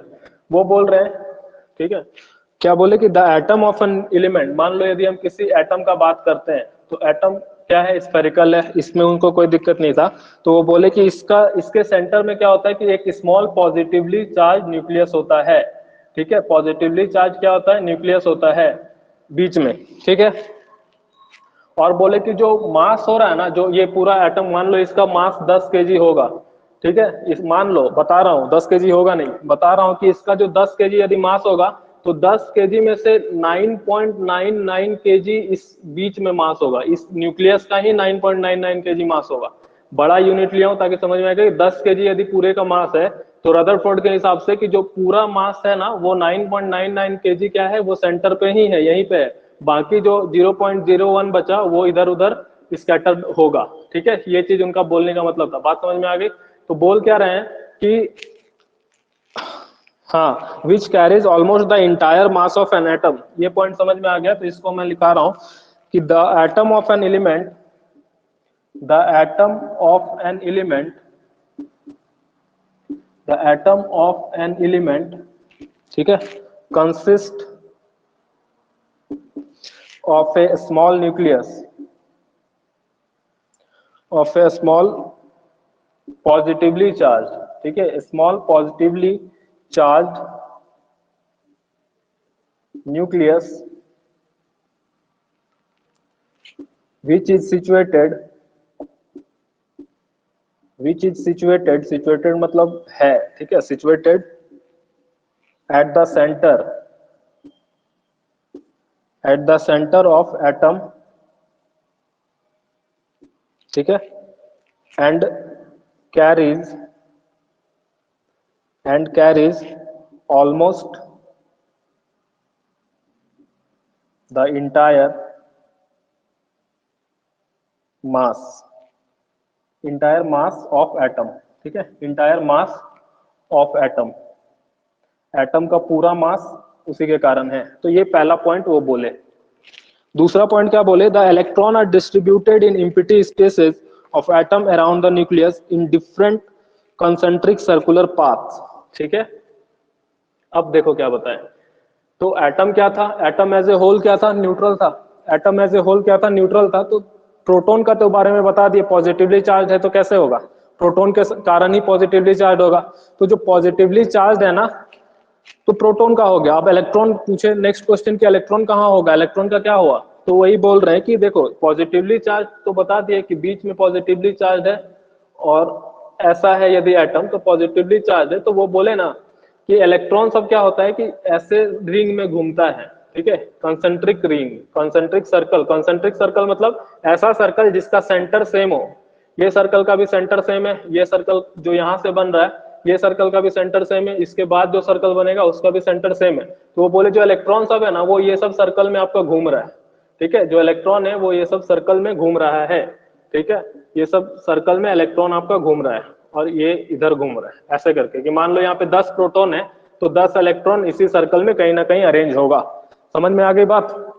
बोले क्या कि the electron are distributed in the empty spaces of the atom around the nucleus in different concentric circular path. और ये सब सर्कुलर पाथ जो बना है इसका नाम क्या रख दिए, ऑर्बिट रख दिए, इसका नाम क्या रख दिए, ऑर्बिट, या फिर इसका नाम रख दिया सेल। ऑर्बिट बोल सकते हैं या सेल बोल सकते हैं, ठीक है, ये सब जो बन रहा है ये सेल हो गया, ये सेल या ऑर्बिट बोल सकते हैं, ठीक है, बात समझ में आ गई, इसको नोट डाउन कर लेंगे।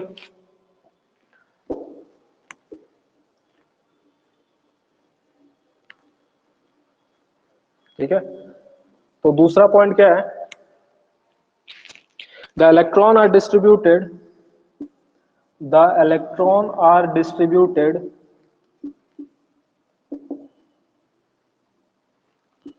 इन द एम्प्टी स्पेसेस। बताया था ना कि खाली जगह बहुत होता है, तो एटम में खाली जगह हो रहा है, तो वही खाली जगह में क्या हो रहा है, इलेक्ट्रॉन है, empty spaces of the atom, ठीक है, of the atom around the nucleus, around the nucleus, ठीक है, in different concentric, in different concentric circular path, circular path, ठीक है, जिसको क्या बोल सकते हैं, जिसका दूसरा नाम क्या होगा, ऑर्बिट, ठीक है, तो ये चीज बता दिए, ठीक है, कि ऑर्बिट में ये क्या हो रहा है कि घूम रहा है। समझ में आ गई बात। अब थर्ड पॉइंट, ठीक है, थर्ड पॉइंट सिंपल वही है कि जितना प्रोटॉन बीच में होगा, मान लो 10 प्रोटॉन बीच में है तो 10 इलेक्ट्रॉन चारों तरफ घूम रहा होगा, यही चीज बोले कि the number of electron in the orbit. ये पॉइंट नहीं लिखा होगा, ये तो सिंपल है ना कि जितना प्रोटॉन है बीच में उतना ही इलेक्ट्रॉन घूमेगा अगल बगल, ठीक है, तो प्रोटॉन पता करना है, मतलब इलेक्ट्रॉन पता कितना इलेक्ट्रॉन है, तो इसका प्रोटॉन 10 होगा तो इलेक्ट्रॉन भी 10 होगा, यदि एटम इलेक्ट्रिक न्यूट्रल है तो। अब मान लो कि तुम इसको रब कर दिए, एटम को घस दिए कहीं पे, तो इलेक्ट्रॉन इसका बाहर निकल जाएगा, तो बाहर निकल जाएगा तो इसके पास कम इलेक्ट्रॉन हो जाएगा, लेकिन प्रोटॉन 10 का 10 रहेगा। बात समझ में आ रही है। तो जो पॉजिटिव चार्ज मतलब क्या है, पॉजिटिव चार्ज मतलब कि इलेक्ट्रॉन नहीं है, अब्सेंस ऑफ इलेक्ट्रॉन को हम बोल देंगे पॉजिटिव। जैसे दिन और रात होता है, रात क्या है, दिन का अब्सेंस है, मतलब उजाला का अब्सेंस है अंधेरा, मतलब उजाला नहीं रहेगा तो अंधेरा रहेगा, अंधेरा मतलब उजाला है तो अंधेरा नहीं रहेगा। बात समझ में। तो उसी तरह जैसे इलेक्ट्रॉन नहीं रहेगा तो क्या रहेगा, पॉजिटिव चार्ज हो जाएगा उसके जगह, एक इलेक्ट्रॉन हटा तो एक पॉजिटिव चार्ज, दो हटा तो दो पॉजिटिव चार्ज। यदि इलेक्ट्रॉन आ गया तो क्या हो जाएगा, नेगेटिव चार्ज बढ़ जाएगा। मान लो यहाँ पे 10 इलेक्ट्रॉन है, दो और आ गया तो दो नेगेटिव चार्ज एक्स्ट्रा बढ़ जाएगा। क्यों दो ही क्यों बढ़ेगा, क्योंकि 10 को तो बैलेंस करके रखा हुआ था ना पहले से प्रोटॉन। बात समझ में आ रही है, कोई डाउट है तो बताएं।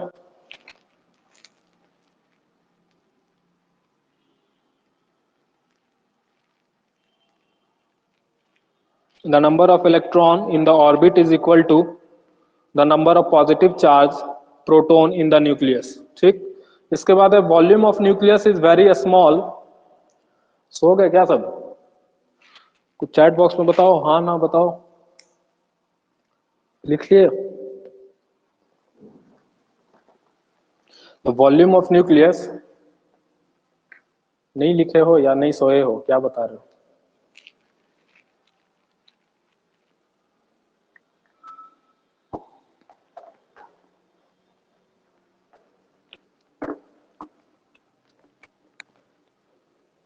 काला क्यों हो गया, काली करतूत। चलो ठीक है, तो तीसरा पॉइंट मैं बोला कि नहीं लिखाऊंगा, क्यों, क्योंकि वो तो सबको पता है ना कि जितना इलेक्ट्रॉन होगा उतना प्रोटॉन होगा, इलेक्ट्रॉन घूम रहा है बाहर और प्रोटॉन क्या हो रहा है, पूरा बोर्ड काला हो गया। सर बोलेंगे व्हाइट बोर्ड दिए थे तुम ब्लैक बोर्ड बना। कल से चौक मंगा लेंगे। ठीक है, चलो देखो क्या बोल रहे हैं कि नंबर ऑफ प्रोटॉन, ठीक है, equal to number of electron. ठीक है, फोर्थ में क्या बोल दिया कि volume of nucleus, volume of nucleus is very small as compared to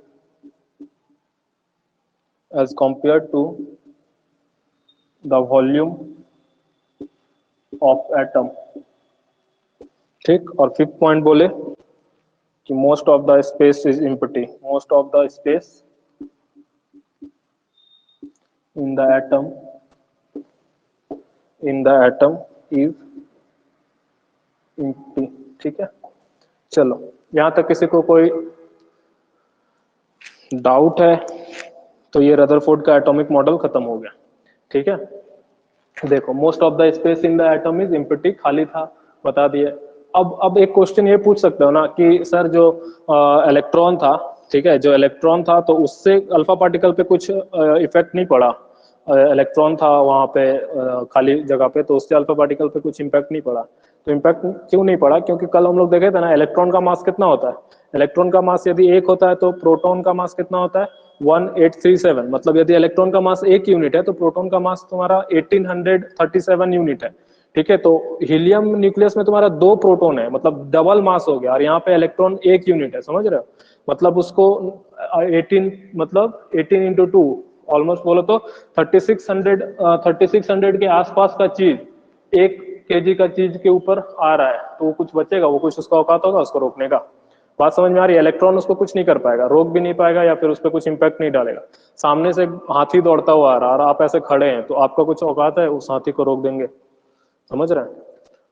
मतलब अपना ताकत से, कोई और आपके पास जादू होगा तो फिर वो उसका बात नहीं कर रहा। ठीक है, चलिए यहां तक किसी को कोई डाउट है एक बार बताएंगे चैट बॉक्स में, फिर हम लोग आगे बढ़ेंगे डिमेरिट ऑफ रदरफोर्ड मॉडल।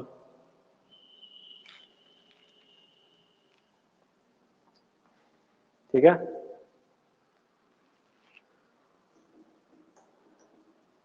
सब लोग बताएंगे, थोड़ा हौसला बढ़ाओ।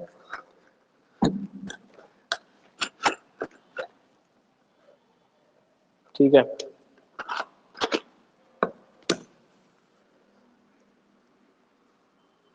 ठीक है,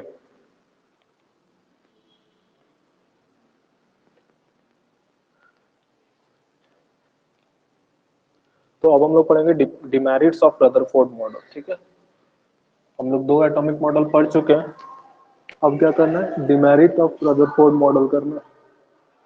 डिमेरिट्स ऑफ रदरफोर्ड मॉडल, इनकी मॉडल में क्या क्या बुराइयां थी।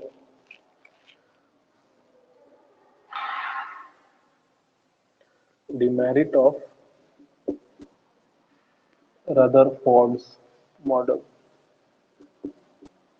ठीक है, तो देखो पहला बुरा ये था ना कि ये नंबर ऑफ इलेक्ट्रॉन नहीं बताए। ही डज नॉट स्पेसिफाई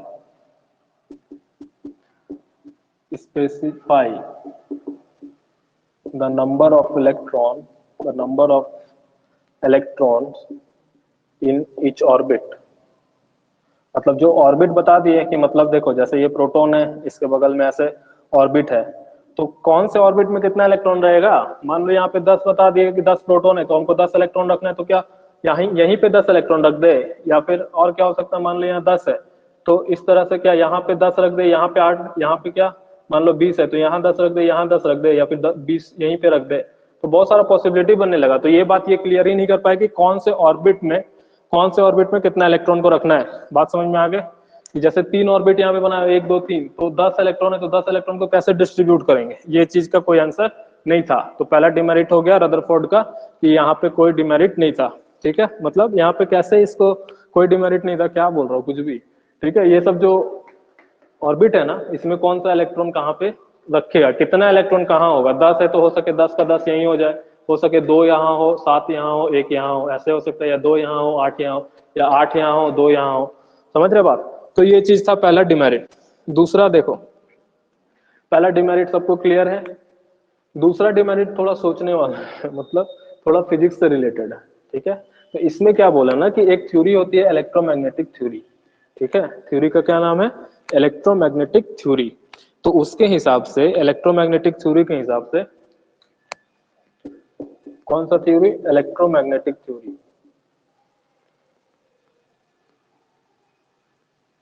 ठीक है, इलेक्ट्रोमैग्नेटिक थ्योरी। तो इस थ्योरी के हिसाब से क्या होता है कि मान लो एक चार्ज पार्टिकल, जैसे ये पॉजिटिवली चार्ज है, एक चार्ज पार्टिकल का चक्कर यदि कोई दूसरा चार्ज पार्टिकल, जैसे ये नेगेटिव चार्ज है, ठीक है, एक इस थ्योरी के, इलेक्ट्रोमैग्नेटिक थ्योरी के हिसाब से क्या होता है कि एक चार्ज पार्टिकल, ये बीच में पॉजिटिव चार्ज है और ये क्या है? नेगेटिव चार्ज है। तो एक पॉजिटिव चार्ज पार्टिकल का चक्कर यदि कोई नेगेटिव चार्ज या फिर कोई दूसरा चार्ज पार्टिकल लगाता है तो क्या करता है? वो अपना एनर्जी को लॉस करते जाता है, ठीक है। ये अपना एनर्जी को क्या करता है? लॉस करते जाता है, ठीक है, एनर्जी को लॉस करते जाता है। एक पॉजिटिव चार्ज का चक्कर एक इलेक्ट्रॉन लगा रहा है, मतलब यहाँ पॉजिटिव है, ये इलेक्ट्रॉन लगा रहा, तो इलेक्ट्रोमैग्नेटिक थ्योरी के हिसाब से ये इलेक्ट्रॉन अपना जो एनर्जी है उसको क्या करते जाएगा? लॉस करते जाएगा। तो जब इसको पूरा एनर्जी लॉस हो जाएगा तो ये नेगेटिव चार्ज आके इस पॉजिटिव के ऊपर गिर जाएगा। बात समझ में आ रही है? इलेक्ट्रोमैग्नेटिक थ्योरी बोला कि इलेक्ट्रॉन जब पॉजिटिव चार्ज के चक्कर लगाएगा या फिर कोई भी पॉजिटिव, एक चार्ज पार्टिकल दूसरा चार्ज पार्टिकल का चक्कर लगाएगा तो वो क्या करता है? रेडिएशन इमिट करता है या फिर क्या करता है? एनर्जी लॉस करता है, ठीक है। तो जब ऐसा एनर्जी लॉस होगा तो उससे क्या होगा कि ये जो इलेक्ट्रॉन है वो न्यूक्लियस के ऊपर आके गिर जाएगा, ठीक है। लेकिन ऐसा तो होता नहीं है, ठीक है।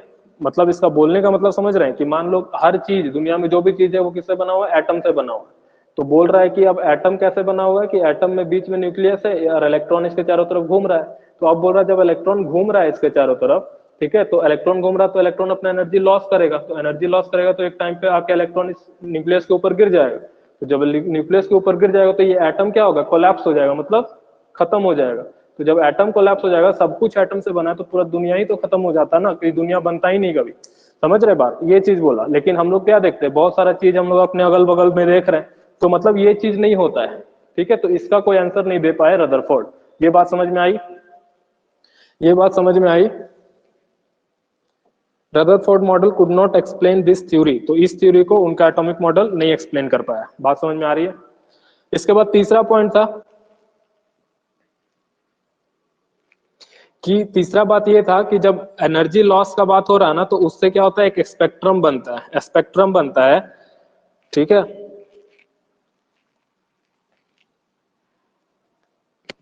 ठीक है, इसको बताता हूँ एक second. And the loss of energy is not continuous इन।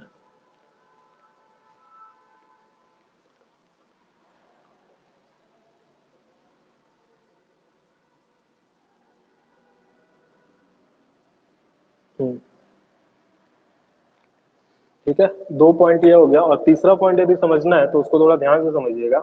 आप लोग सब प्रिज्म देखे होंगे, जब स्कूल में पढ़ते थे तो एक प्रिज्म करके आता था, या फिर अभी भी बहुत देखे होंगे। तो क्या होता है कि जब इधर से प्रिज्म में सनलाइट मारते हैं ना, तो ये 7 तरीके से मतलब टूटता है, जिसको विबग्योर करके बोलते हैं, VIBGYOR। इतना सबको पता होगा उम्मीद करता हूँ, ठीक है।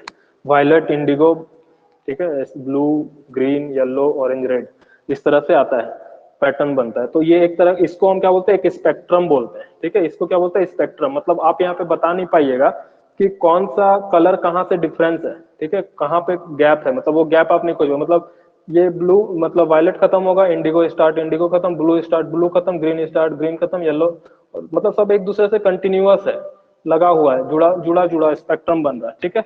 तो बोल रहे हैं ना, बोलने का मतलब क्या हो रहा था, ये स्पेक्ट्रम बताए कि स्पेक्ट्रम आपको कैसा दिखता होगा। तो यदि आप ये 7 कलर देखे होंगे प्रिज्म के द्वारा तो आपको स्पेक्ट्रम के बारे में पता है, ठीक है। तो ये बोले कि if the electron loses energy continuously, मतलब क्या बोल रहे हैं कि मान लो एक एटम है, ठीक है, एक एटम है और वो क्या कर रहा है? इलेक्ट्रॉन लूज कर रहा है, ठीक है। एक एटम है, वो क्या कर रहा है? एनर्जी लूज कर रहा है।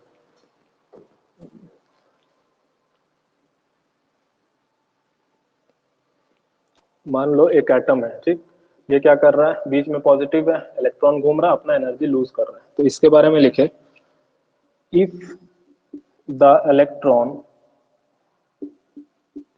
if the electron loses energy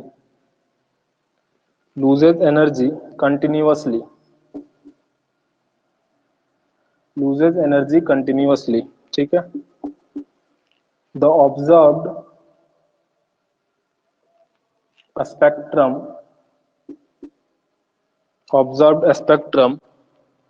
should be continuous,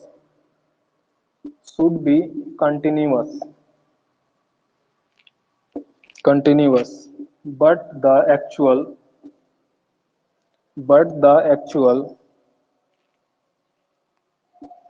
observed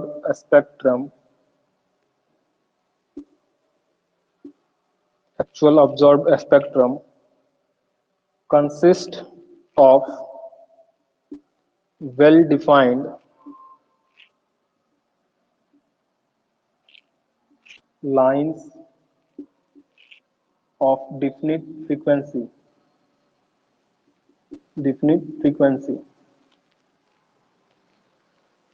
So the loss of energy is not continuous in an atom. So the loss of energy is not continuous in an atom.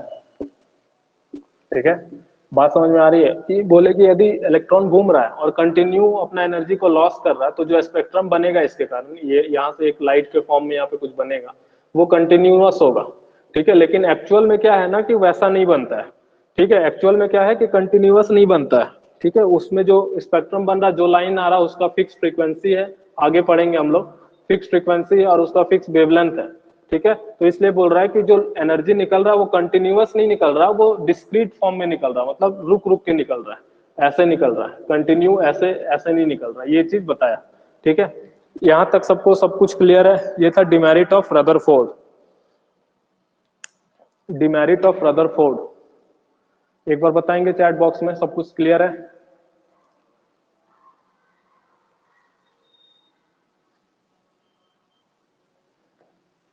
इसको लिख लें, उसके बाद बताएं, फिर हम लोग start करेंगे Bohr model of an atom.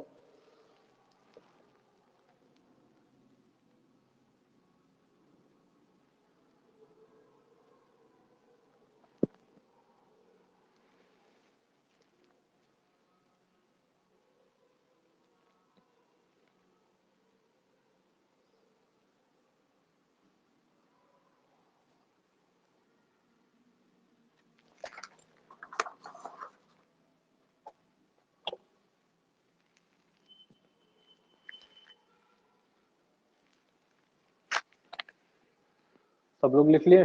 इसको हटा दे, बताएंगे।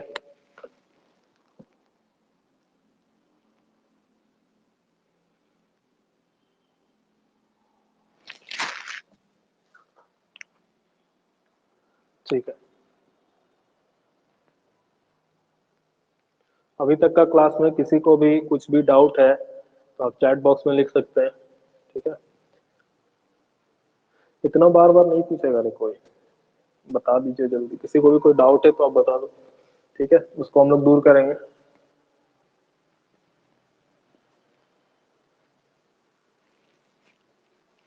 अभी तक किसी को भी कोई डाउट है तो आप बता सकते हैं।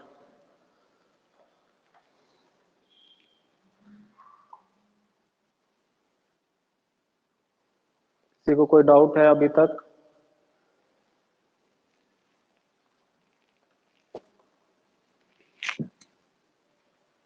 चैट बॉक्स में बताएंगे। सब लोग सो गए या फिर सब लोग बोर हो गए तो बोलो, क्लास बंद कर देते हैं।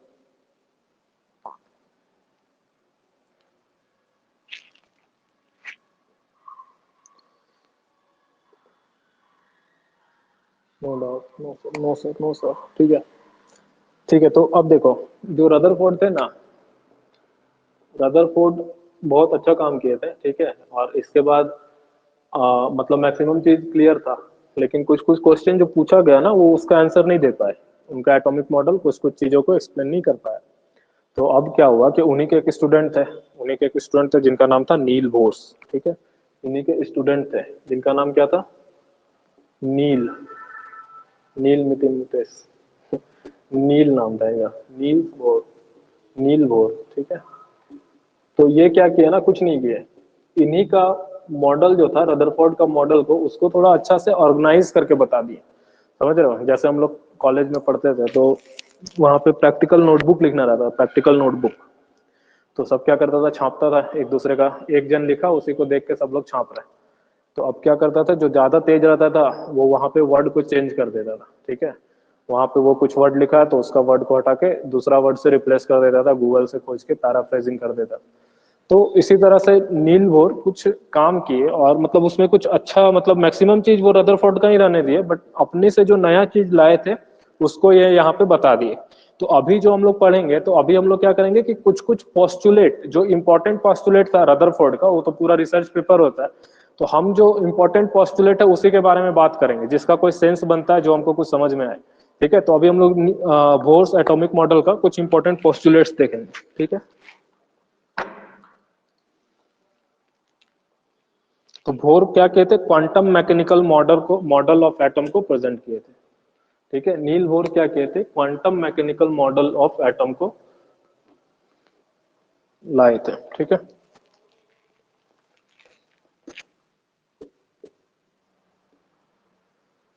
Bore proposed a quantum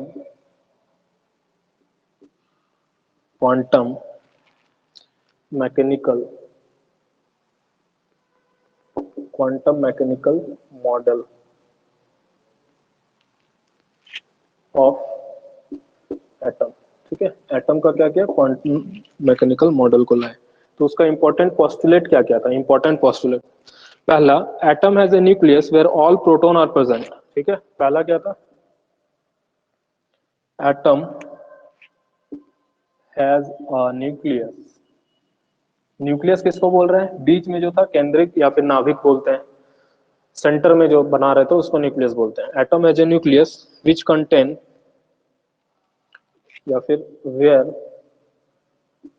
all proton, where all proton are present, ठीक है। Where all proton are present, ठीक है। उसके बाद बोले the size of nucleus, size of nucleus is very small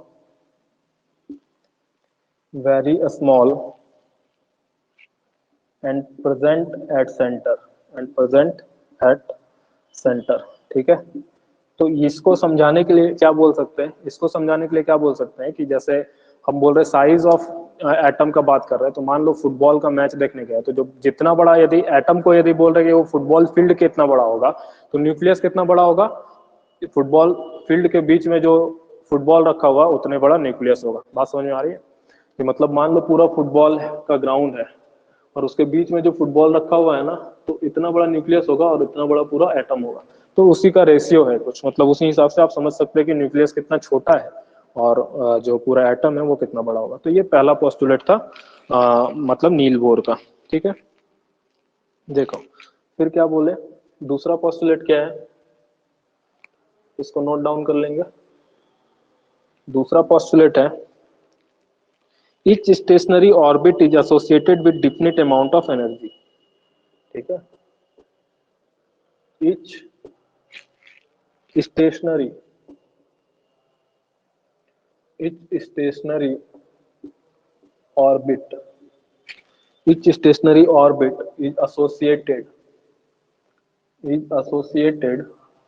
ठीक है, with definite amount of energy, definite amount of energy, ठीक है। समझ में आ रही बात, फिर बोले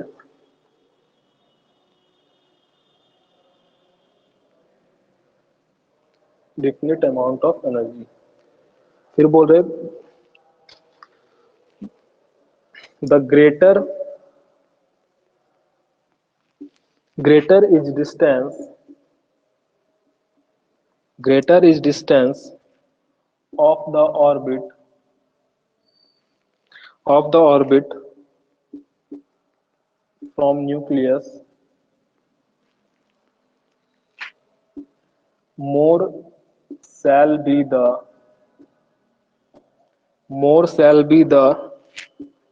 energy associated with it. ठीक है, these orbits are called energy levels. These orbits are called energy level. जिसको आपका रदरफोर्ड ऑर्बिट बोल रहे थे, तो उसको ये क्या बोल दिए, एनर्जी लेवल बोल दिए. ठीक है, these energy levels.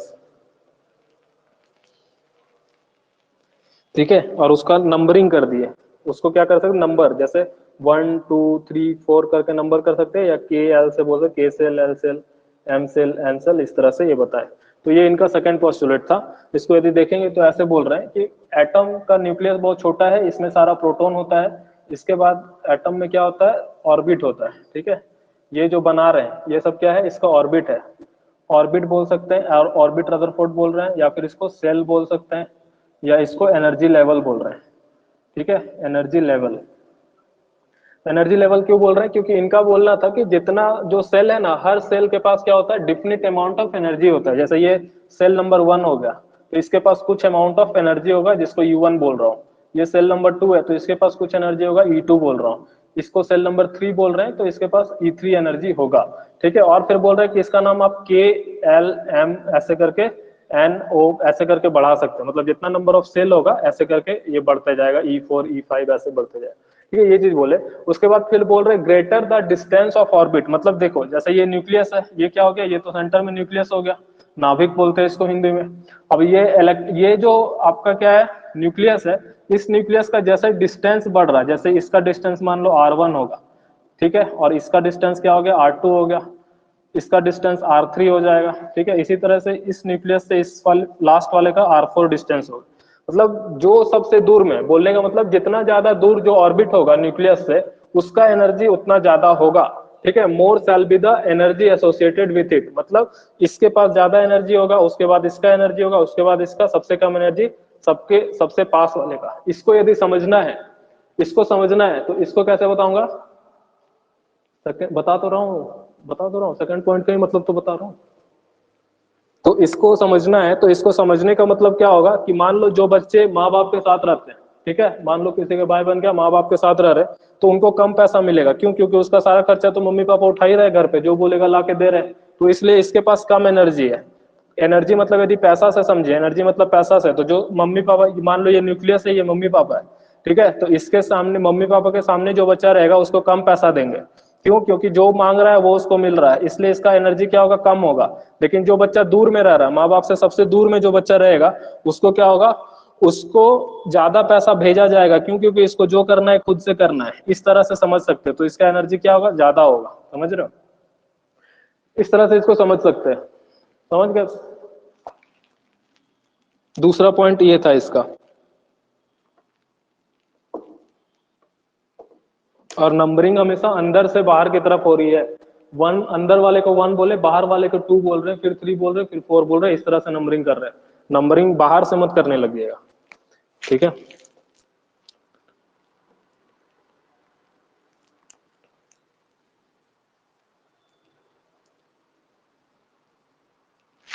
समझ गए बात.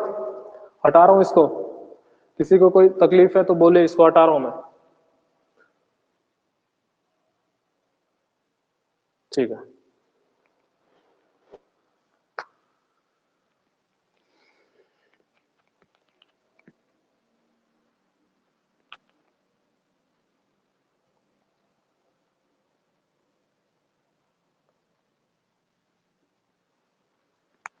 थर्ड पॉइंट क्या बोले, देखो.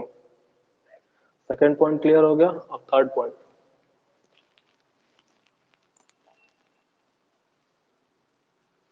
By the time electron remains. देखो, अभी तक क्या पता चला कि एक न्यूक्लियस है, इसके चारों तरफ ऑर्बिट है, हर इलेक्ट्रॉन रहता है, इसमें इलेक्ट्रॉन रह रहा है. तो अब क्या बोल रहे हैं कि by the time electron remains electron remains, ठीक है, in any one of the allowed stationary orbit, it does not lose energy, it does not lose या loss energy. Such a state is called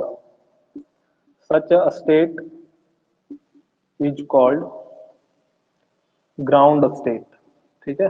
ये सब चीज को ध्यान में रखिएगा, बाद में इसका क्या होगा, यूज होगा। जब फिर बाद में मैं बोलूंगा ग्राउंड स्टेट तो पीछे नोट्स मत पलटना चालू कर दीजिएगा, ठीक है। तो इसलिए ये सब चीज जो बता रहा हूं मैं, ऐसा एग्जांपल दे रहा हूं कि दिमाग में रहे, दिमाग से निकले ना, इसलिए एकदम पछुआ वाला एग्जांपल दे रहा हूँ, ठीक है। तो देखो, इसको समझने का मतलब यही है, जैसे अभी बताया था क्या कि जो बच्चा घर से दूर रह रहा है, उसको सबसे ज्यादा पैसा मिल रहा है, मतलब उसकी एनर्जी सबसे ज्यादा होगी, ठीक है। और जो घर के सामने है उसका एनर्जी कम होगा, उसको कम पैसा मिलेगा। अब इस पॉइंट को यदि हम इससे रिलेट करें तो इसका मतलब है कि जो सबसे पास वाला इलेक्ट्रॉन होगा ना, मतलब जो अपना अपना फिक्स्ड ऑर्बिट में रहेगा, ठीक है। बोलने का मतलब है कि by the time electron remains in any one of the allowed stationery orbit, मतलब हर इलेक्ट्रॉन को मिला हुआ है कि तुमको इस ऑर्बिट में रहना है, तुमको इसमें रहना है। सब इलेक्ट्रॉन का फिक्स है कि किसको कौन से ऑर्बिट में रहना है, ठीक है। तो जब उसको उसका फिक्स ऑर्बिट में वो रहेगा, जब वो उसका फिक्स ऑर्बिट में रहेगा तो उसका कोई एनर्जी क्या होगा, लॉस नहीं होगा, ठीक है। देखो, इसको और अच्छा सा समझा रहा हूं।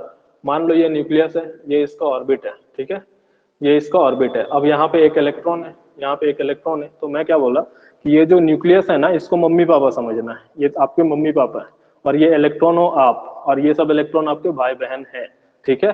तो बोला क्या जा रहा है कि हर इलेक्ट्रॉन का ना फिक्स है, मतलब हर इलेक्ट्रॉन का एनर्जी फिक्स है उसके अपने स्टेट में। जैसे मान लो आपके इतने भाई बहन है, आपके मम्मी पापा के पास सैलरी आएगी, वो बोल देंगे कि चलो इसको 10 रुपया देना है, ठीक, इसको 20 देना है, और इसको 500 भेज देना है, ठीक है। तो ये सब एनर्जी है। मान लो जो बाहर वाला है, अभी बताया ना, बाहर जो होगा उसका सबसे ज्यादा एनर्जी होगा, मतलब उसको सबसे ज्यादा पैसा मिलेगा, ठीक है।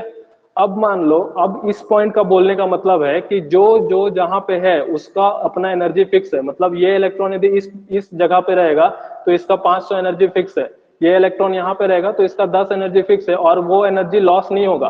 कहने का मतलब है यदि ये बच्चा घर पे ही है, पेरेंट्स के सामने ही, तो जो इसको 10 रुपया मिल रहा है ना, वो इसका क्या होगा, इसका पॉकेट मनी बनेगा, वो इसका पॉकेट मनी बनेगा।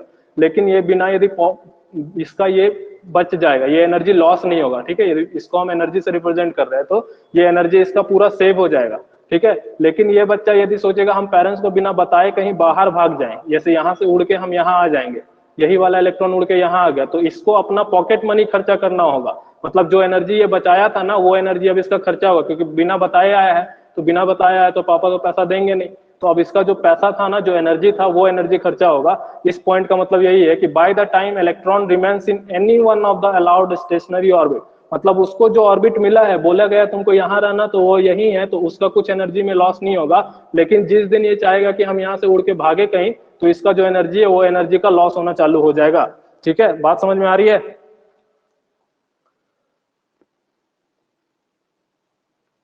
बात समझ में आ रही है?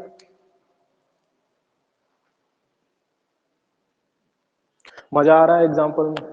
फील आ रहा है? पढ़ रहे हैं?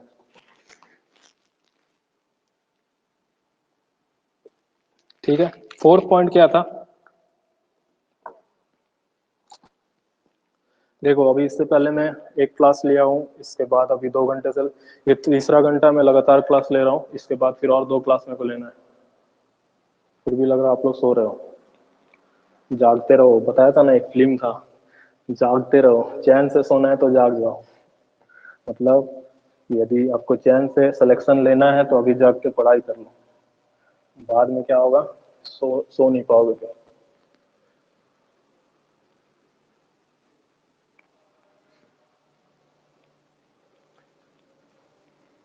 ठीक है, यहां तक सबको बात समझ में आ गई?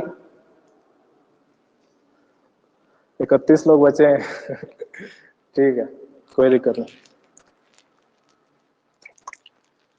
फोर्थ पॉइंट है द इमिशन और absorption of energy in the form of radiation can only occur when an electron jumps from one stationary orbit to another. ठीक है, देखो 4th पॉइंट लिख लो।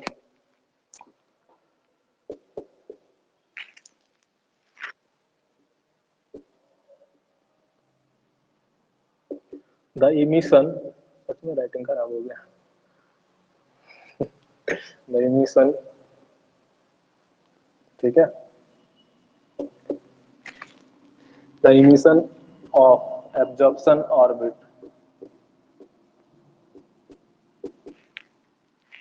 एब्जॉर्प्शन, इमिशन और एब्जॉर्प्शन, सॉरी इमिशन और absorption of energy, of energy, energy मतलब पैसा समझ लो, ठीक है। यदि तुम्हारे पास बहुत पैसा है ना तो तुम बहुत उड़ोगे, यदि तुम्हारे पास पैसा कम है तो तुम कम उड़ोगे, मतलब स्टेबल रहोगे। जो गरीब आदमी रहता है वो शांति से सोता है, लेकिन जो अमीर है वो शांति से नहीं सो पाता है, उसको डर रहता है कि उसका पैसा कोई छीन लेगा, ठीक है।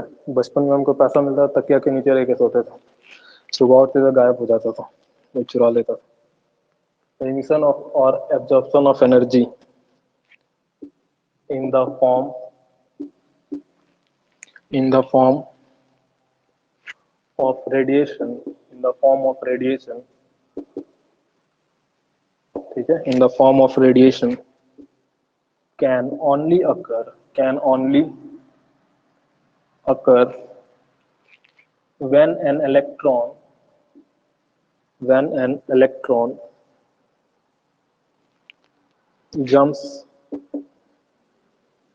jumps from one stationary orbit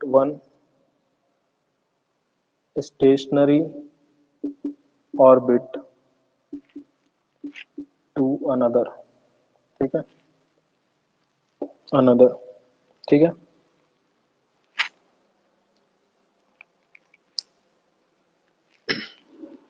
इसको नोट डाउन करो, इसको मतलब समझाते क्या है।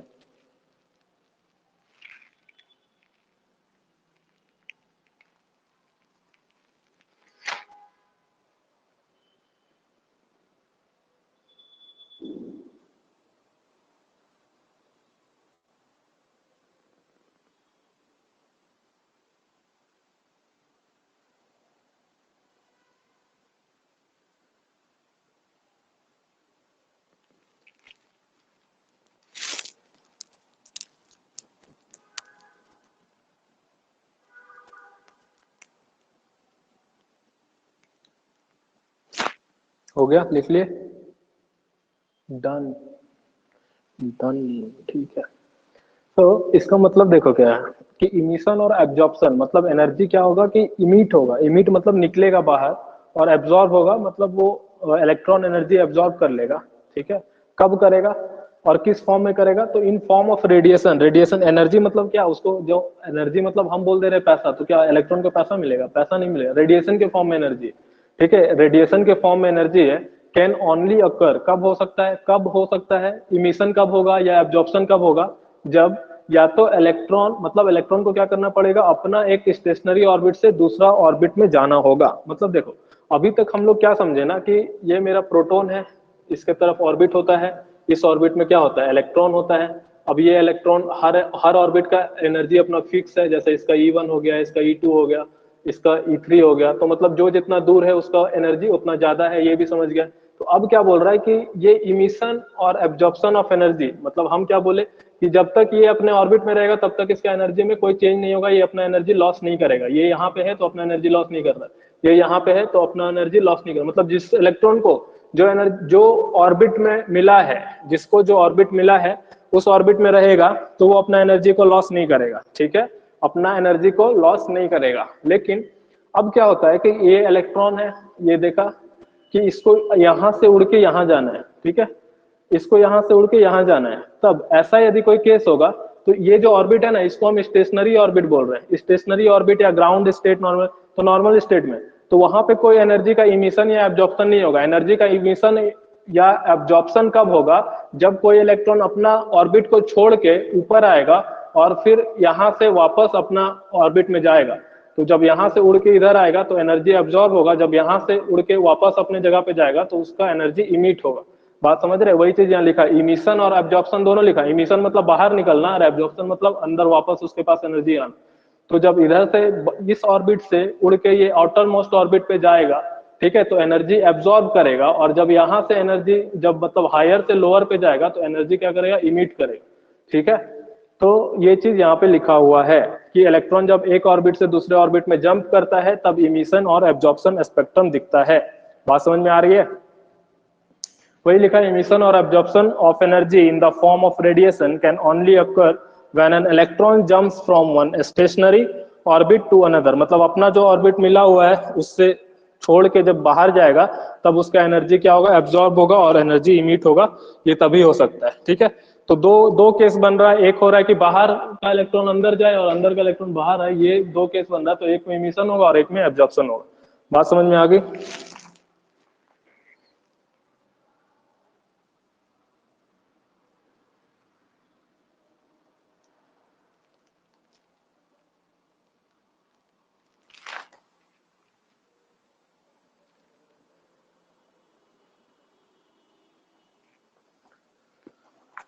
ठीक है,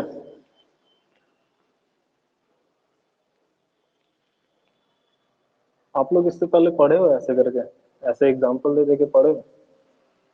हमको लगता है कि हम ही ऐसे पढ़ा रहे हैं। गलत बात है, बहुत लोग पढ़ाते हैं, खान सर बहुत अच्छा पढ़ाते हैं।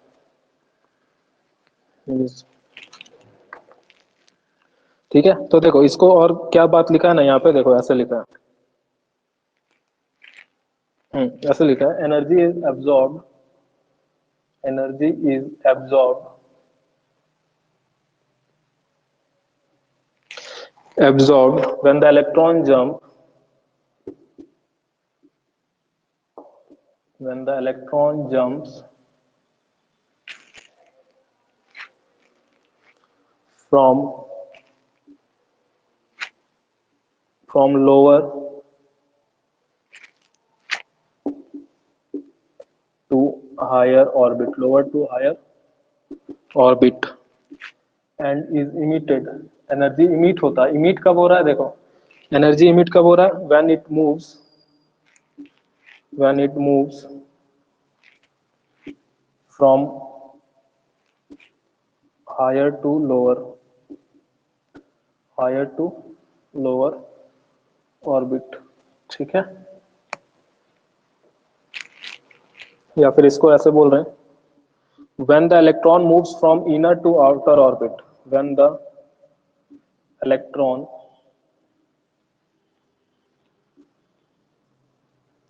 moves from inner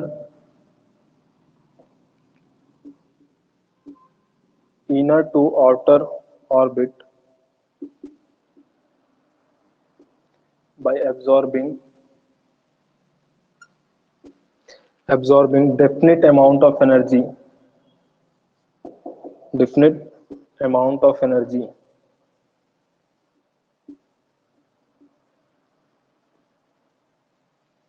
definite amount of energy, the new state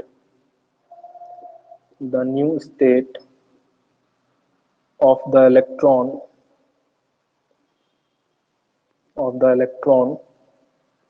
is said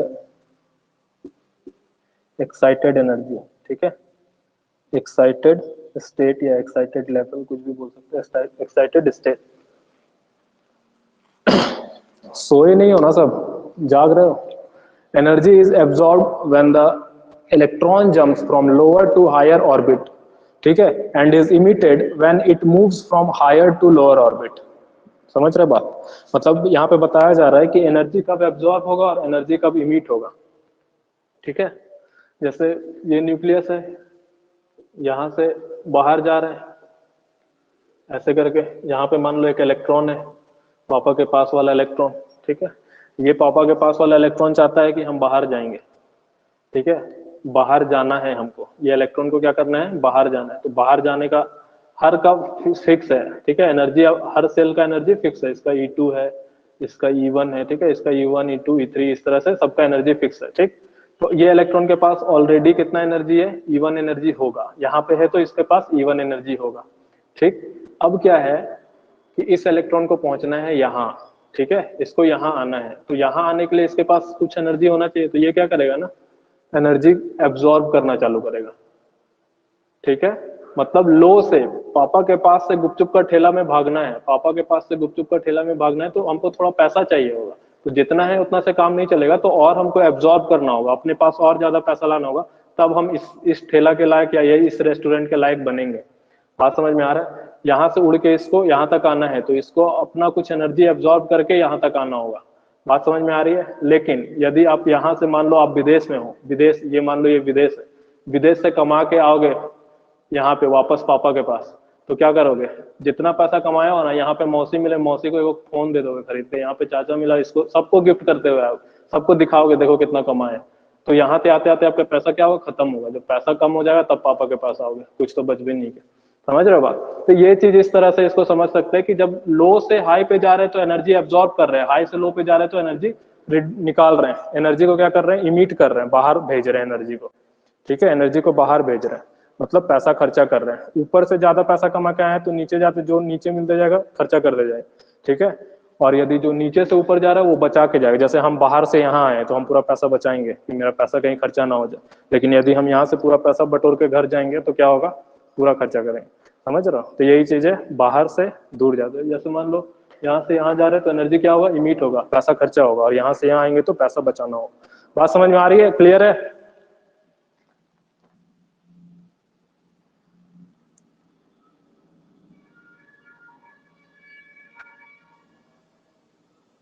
मजा आ रहा है पढ़ने में? और करना है क्लास? समय कितना हो गया, 8 बजने वाला है, अभी और पढ़ना है। भूपेंद्र कुमार, चलो और 2 पॉइंट है इसमें।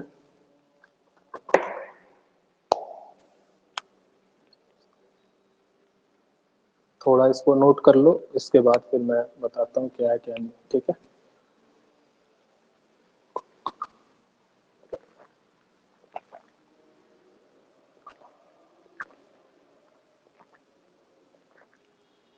यहाँ तक किसी को कोई डाउट है तो बता सकते हैं।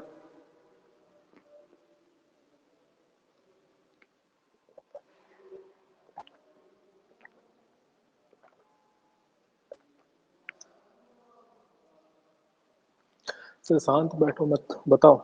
यहाँ तक किसी को कोई डाउट है?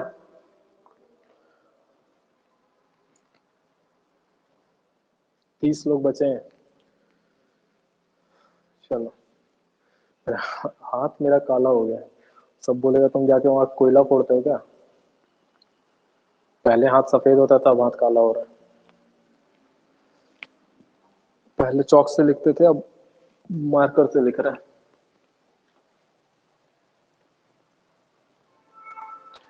बोलेंगे ये मजदूर का हाथ है कातिया। चलो ठीक है।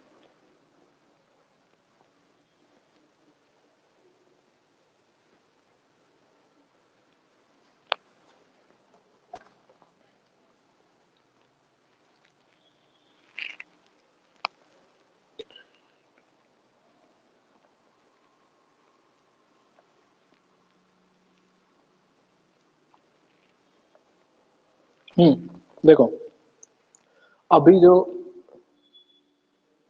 स्पेक्ट्रम के बारे में बताओ क्या? स्पेक्ट्रम के बारे में बताता हूँ ना। देखो स्पेक्ट्रम कुछ नहीं है यार, प्रिज्म को रख दिए ना, प्रिज्म को रख दिए तो ऐसे करके स्पेक्ट्रम बनता होगा, ठीक है। बोल सकते हैं इसको स्पेक्ट्रम बोल सकते हैं, बताऊंगा, ठीक है, स्पेक्ट्रम क्या होता है। या फिर ऐसे समझना है तो घर पे भी कभी देखे होंगे कि जब सर्फ को घोल लेते हैं, सर्फ को घोल के ऐसे बुलबुला उड़ाते हैं ना, तो यदि उसमें सूरज का तिरछा लाइट पड़ता है तो वो भी एक तरह का स्पेक्ट्रम बनता है, वहां पे भी कलर दिखने लगता है आपको, ठीक है। या फिर आप इंद्रधनुष देखे हैं तो उसको भी एक तरह का स्पेक्ट्रम बोल सकते हैं। समझ रहे बात? उसको मैं बताऊंगा अच्छे से, अभी तो समझने, अभी समझाने के लिए और टाइम भी आपको इतना बोल सकता हूँ मैं। समझ रहे हैं? सब सब बताऊंगा, सब बताऊंगा, भाग नहीं रहूंगा, ठीक है। देखो, अब जो बता रहा हूँ उसको थोड़ा ध्यान से सुने। बचपन में आप लोग एक खेल खेल होंगे, उसमें क्या करते हैं, आप नहीं खेलो, मैं खेला हूँ, ये क्या करते हैं, पत्थर लेते हैं, इसमें एक रस्सी बांध देते हैं, रस्सी बांध दिए, ठीक है, अब इस रस्सी को पकड़ के ना इसको क्या करते हैं, घुमाना चालू करते हैं। इसमें हम पत्थर बांध दिए हैं, पत्थर बांध के इसमें रस्सी बांध दिए और इसको घुमा रहे हैं, ऐसे ऐसे करके घुमा रहे हैं, ठीक है। देखें ये खेल खेले, मतलब सोचते नहीं है उस टाइम कि ये पत्थर छूटा तो जाएगा कहाँ, ठीक है। किसी के घर पे जाएगा या किसी के आंख वाँख में लग गया, तो बस ये सब नहीं सोच रहे थे बचपन। तो इसमें क्या करते हैं, रस्सी बांध देते हैं, ठीक है, और रस्सी को घुमाना चालू करते हैं। तो रस्सी को जब घुमाते हैं ना, तो आप देखे होगे कि ये रस्सी पहले क्या रहता है, लूज रहता है। यहाँ पे आप पकड़ लिए, मान लो यहाँ पे हम है, इसको पकड़ लिए और इसको ना इस तरह से घुमा रहे हैं, इसको पूरा घुमा रहे हैं। तो जब रस्सी पहले लूज है, जब घूमना चालू नहीं हुआ ना तो रस्सी लूज है, लेकिन जब घूमना चालू हो जाता है तो रस्सी क्या हो जाता है, ऐसे स्ट्रेट हो जाता है। यहाँ पे हम है और इसको हम क्या कर रहे हैं, घुमा रहे हैं। समझ में आ रहा बात? तो रस्सी पूरा, ये मेरा हाथ है और ये रस्सी पूरा स्ट्रेट होके ऐसे गोल गोल घूमना चालू हो जाता है। समझ गए बात? यस और नो? समझ रहे बात ये? तो अब जो नेक्स्ट चीज हम जो बता रहे हैं ना, वो इसी से रिलेटेड चीज है, ठीक है।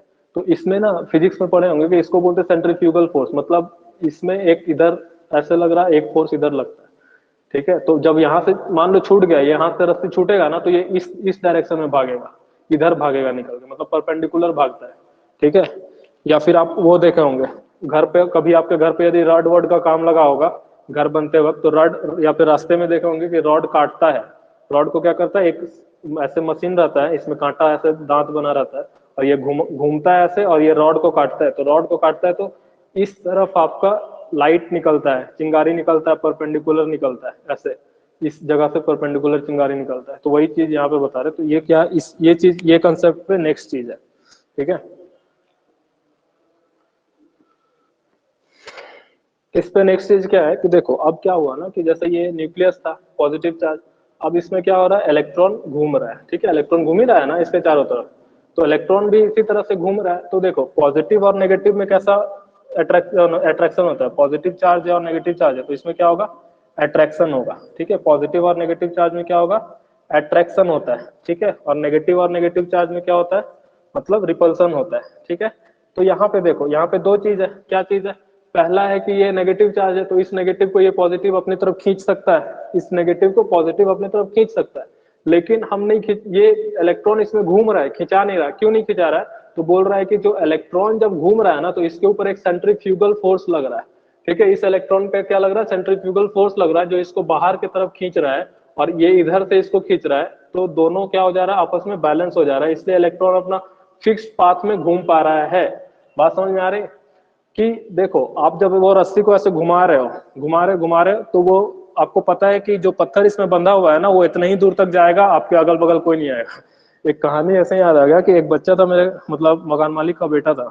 वो क्या करता था ना कि बगल के पेड़ में कौवा घोंसला बना के रखा था। कौवा तो चोंच मारता है, पता ही होगा, तो वो क्या, कौवा के घोंसले पे पत्थर मारता था। तो कौवा उसको क्या दौड़ाने लगता था। तो वो जब भी बाहर निकलता था तो अपने सर पे ना, मतलब अपने हाथ में एक रस्सी में पत्थर बांध के ऐसे घुमाते रहता था कि कोई कौवा उसके अगल बगल नहीं है। समझ रहे हो? तो उसी तरीके से था। तो जब हम उस रस्सी को ऐसे घुमा रहे हैं, तो वो रस्सी सीधा है, ठीक है। तो उस पे एक बाहर की तरफ फोर्स लग रहा है, तब ना वो रस्सी ये हो जा रहा है, मतलब सेंट्रीफ्यूगल एक फोर्स लग रहा है, इसलिए वो रस्सी पहले ऐसे थी और अब स्ट्रेट हो गई है, ठीक है। तो इसी तरह से ये इलेक्ट्रॉन में भी एक सेंट्रीफ्यूगल फोर्स लग रहा है और एक अंदर फोर्स लग रहा है जो इसको खींच रहा है। अंदर एक अट्रैक्शन का फोर्स है और यहाँ पे रस्सी में आप इसको फोर्स से पकड़ के रखे, और यहाँ पे क्या है, ये न्यूक्लियस का फोर्स लग रहा है। तो नील बोर क्या बोला कि ये जो फोर्स है, तो दोनों फोर्स आपस में क्या होता है, इक्वल होता है। कौन कौन सा फोर्स, सेंट्रीफ्यूगल फोर्स और अट्रैक्शन ऑफ न्यूक्लियस, ये दोनों क्या होता है, इक्वल होता है, ठीक है। तो क्या लिखा हुआ है कि फोर्स ऑफ अट्रैक्शन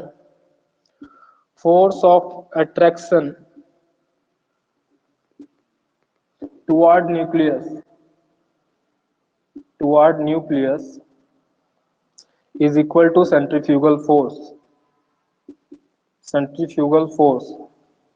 ठीक है। सेंट्रीफ्यूगल फोर्स कहां से आ रहा है, सेंट्रीफ्यूगल फोर्स, क्योंकि इलेक्ट्रॉन घूम रहा है ना, इलेक्ट्रॉन घूम रहा है तो उसका एक सेंट्रीफ्यूगल फोर्स आ जाएगा। सेंट्रीफ्यूगल फोर्स आ जाएगा तो क्या हो जाएगा, बैलेंस। ये दोनों बैलेंस है, इसलिए इलेक्ट्रॉन फिक्स रेडियस में घूमता जा रहा है। आपका जो पत्थर है फिक्स रेडियस में घूमता है, आपको पता है कितना दूर उसको ढीला छोड़ेंगे तो सामने वाला को चोट लगेगा।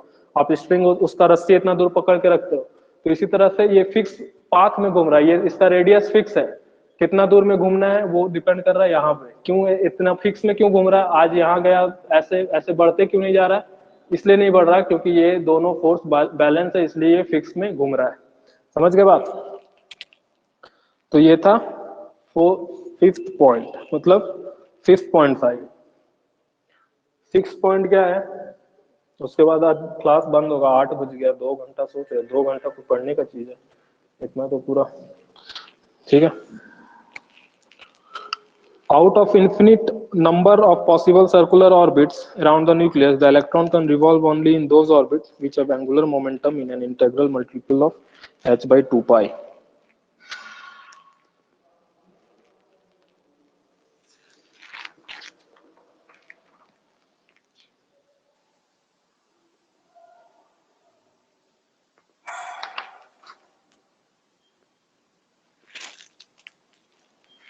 ठीक है, यहां तक सब समझ में आ गया।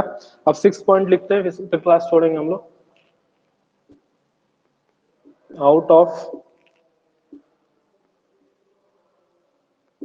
infinite number of possible orbit, ठीक है, around the nucleus,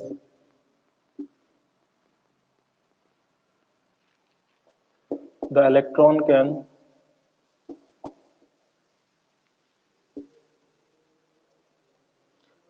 can revolve only in those orbits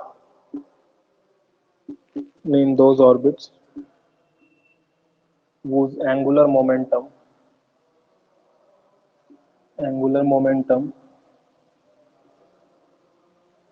is integral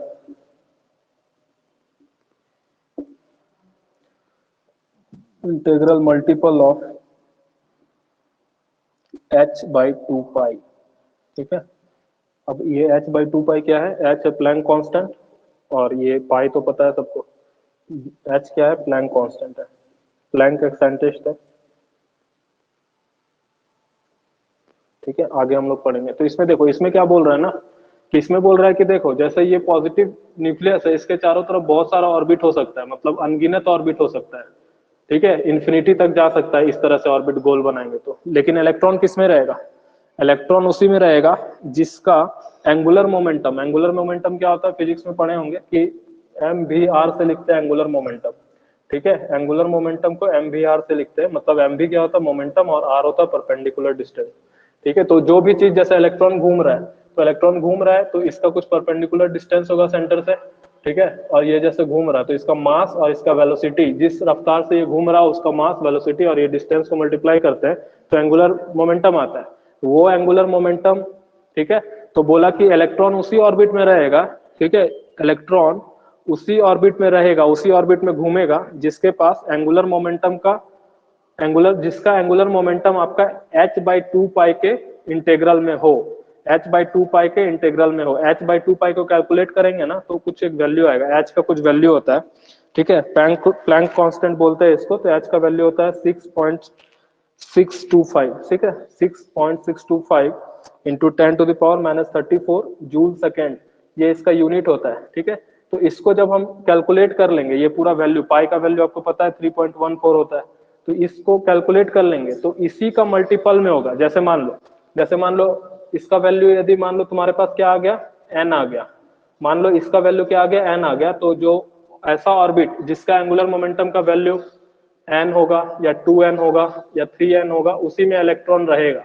बाकी यदि हाफ बाई एन आ रहा है किसी का वैल्यू, या फिर 3/4 n आ रहा है, तो ये सब में नहीं रहेगा, ठीक है। वो बोला कि इंटेग्रल मल्टीपल होना चाहिए, इंटेगर मतलब इंटेजर्स मतलब समझते हैं ना, 1 2 3 4 ऐसा होगा, या फिर -1 2, तो उसमें रह पाएगा। लेकिन यदि हाफ या डेसिमल में आ गया, 0.2 0.2n 0.3n, तो ये सब में नहीं रहेगा, इंटेग्रल होना चाहिए, 1 होना चाहिए, 2 होना चाहिए, 3 होना चाहिए, उसमें रहना चाहिए। बात समझ में आ रही है।